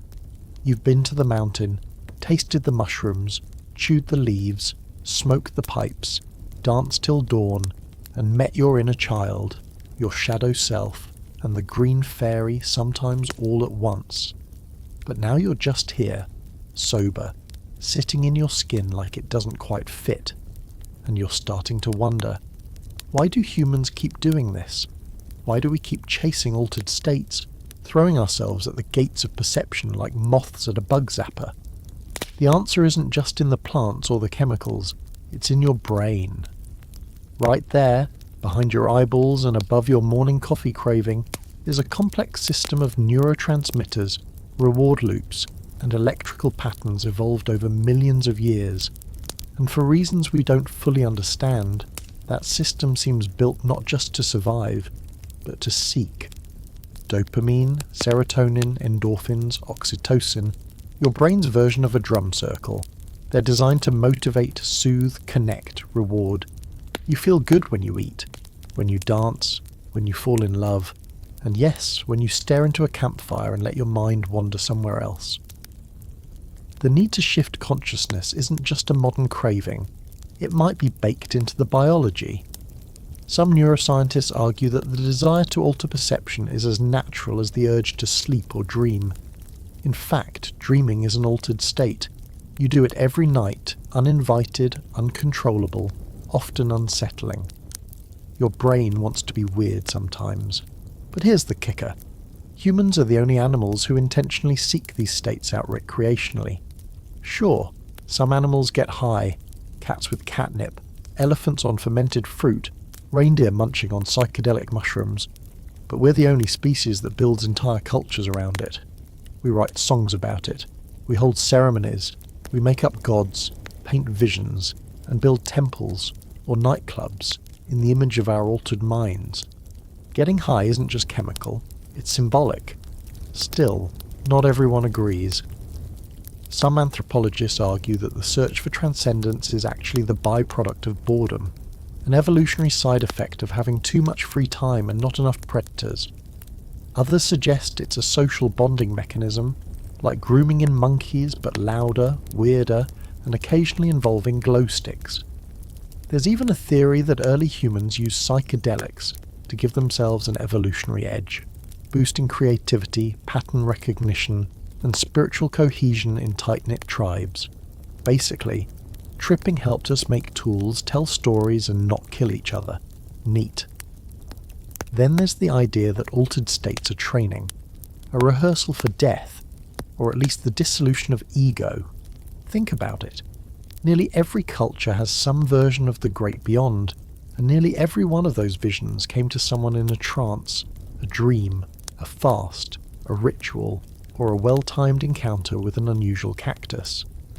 The logic goes, if you can face ego death in a controlled setting, like a ceremony or a rave, you might be better equipped to face the real thing. Less panic, more poetry, so maybe that's it. Maybe we get high not to escape life, but to practice losing it. To touch the edges of the void while still having a body to come back to. But there's also a simpler explanation. Life is hard, brains are noisy, suffering is guaranteed, and sometimes it's nice to feel different, just for a little while, to quiet the internal static, to find wonder in the cracks of the ordinary. You don't have to see God or dissolve into cosmic stardust to justify wanting a break from your default settings. Sometimes, you just want to sit under a tree and feel the wind like it matters. The fringe fact. There's a growing movement of people achieving altered states without substances. Breathwork, meditation, sound baths, sensory deprivation tanks. Techniques that use nothing but your own body and patience to create trippy, transcendent experiences. Wim Hof breathing, holotropic breathwork, rhythmic chanting, all of these hack the nervous system in ways eerily similar to chemical highs. No mushrooms required. Which leads to a final, slightly unsettling thought. Maybe the capacity for altered states isn't something we borrowed from nature. Maybe it is our nature. Maybe you're not supposed to be one fixed thing. Maybe you're designed to shift, stretch, bend. To question the frame, colour outside the edges, step out of the loop every now and then just to remember it's there. You're still on your living room floor, still sober, still a little wistful. You pick up your phone and scroll past videos of strangers breath-screaming their way to enlightenment, or microdosing to be better at emails, or licking frogs in Bali while selling you online coaching packages. You roll your eyes, but you also get it. Because deep down you know this isn't just about drugs, it's about meaning, mystery, the feeling that something more is possible, that your mind is not a cage but a theatre, and some nights you just want to lift the curtain and see what else it can do. So the next time someone tells you to stay grounded, maybe smile and nod, but secretly, keep a little piece of sky in your pocket. Because being grounded is great, but floating every now and then is how you remember you've got wings. You're back where it all started, around a fire, under the stars, in a place that doesn't really exist, but also somehow contains every setting from this entire journey. There's a circle of people with you, different faces, different times. A Scythian warrior stirs the embers with a stick. A French poet hums to himself while sipping something suspicious. An Andean farmer chews a wad of leaves, eyes half closed in reflection, and next to you a raver in platform boots adjusts her glow bracelets and offers you a hit from a bubble wand. You decline. You're not here to get high tonight. You're here to look at it all. The long, strange, very human story of our love affair with altered consciousness, and what it says about us, about being human, about being you. Every time we reach for something, some plant, some potion, some synthesized molecule, we weren't just trying to feel good. That was part of it, sure. Feeling good is great. But deeper than that was a question, the same one that still hangs in the smoky night air. What else is there? What else can I be? What else can the world feel like? Is this all there is? Or can I shift the lens, even just for a minute? It's tempting to look back on this whole history like a highlight reel of bad decisions and lucky guesses.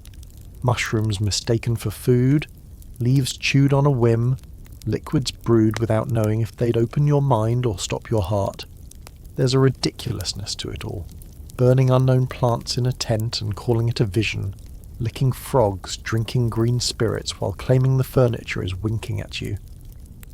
And yet, something real kept happening.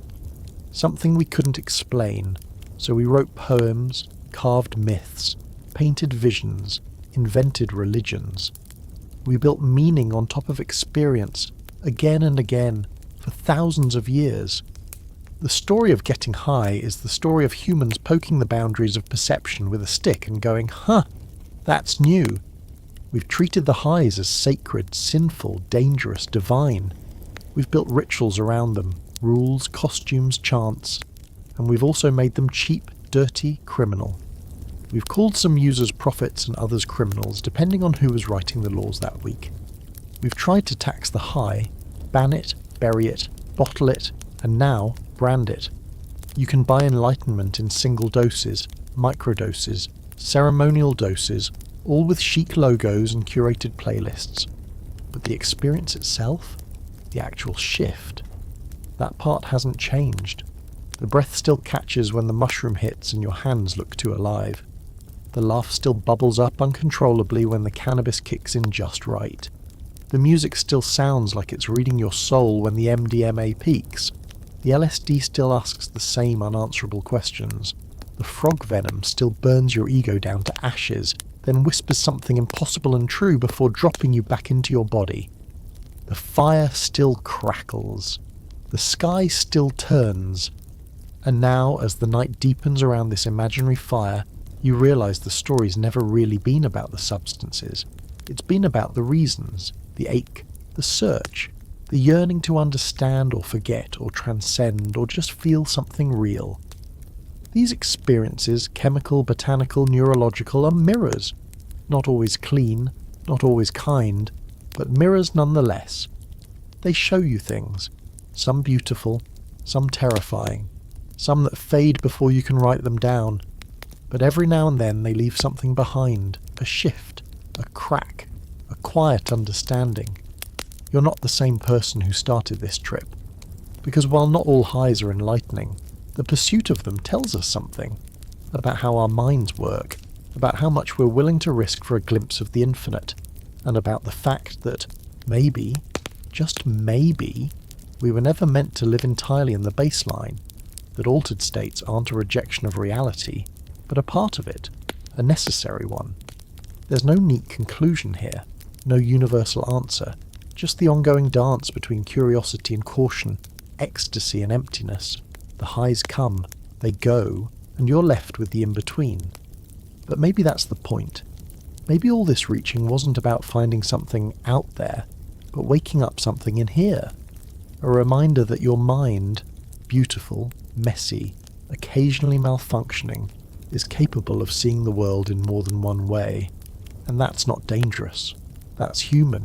So the next time you hear someone talking about getting high like it's just a buzz or a phase or a vice, you'll know better. You'll remember the fire, the laughter, the visions, the truths you saw but couldn't quite name. You'll remember that for as long as humans have walked the earth, they've been stopping to kneel beside some strange plant, sniff the air, chew the leaf, and ask, what if? And somewhere in that question is the beating heart of everything that makes us who we are. Hey, you made it. Let's just sit here a second. No more running through centuries. No more jumping across continents or climbing ceremonial mountains barefoot. You've done all the legwork. Every leaf, every brew, every puff and pill and ritual traced, tasted and understood. Or at least acknowledged in that hazy bedtime way where the facts blend with the feeling and the edges of everything get just a little soft. Because this wasn't really about the plants, was it? Sure, we talked about them. Mushrooms in caves, hash in salons, coca leaves on mountain tops, LSD on bicycles and toads exhaling oblivion. But behind every substance was a human. Some curious, some desperate, some holy, some just trying to make it through another Tuesday, and behind every human, the same question. What more is there? What started as a stumble into the unknown, some ancient ancestor gnawing the wrong root, has turned into a complex, chaotic, beautiful mess of medicine, mysticism, missteps, and mind expansion. And you've walked through all of it, from the first accidental trip to the modern microdose, from terrified priests in smoky tents to influencers pushing ayahuasca by the beachfront. And if you're feeling a little heavy now, or a little wide-eyed, that's fair. That's part of the journey. But now, let it all settle. The fire's gone down to embers. The music in the warehouse has stopped. The frog has hopped back into the desert. Even the green fairy has curled up and called it a night. You're here, just you, breathing. No visions, no downloads, just the soft hum of everything you've learned or remembered. No pressure to do anything with it. Just rest in it. That subtle shift inside. The echo of the long, strange, wonderfully human path you just walked. You'll wake up tomorrow, same body, same brain. But maybe with a little more room in there. A little more grace for the mystery. A little more patience for the parts of you that still seek, still ache, still want a glimpse of whatever's behind the curtain. So close your eyes, let your mind float, not into the cosmos, but into your pillow. Breathe in, slow. Breathe out slower. The trip is over. The story is told, and you're home.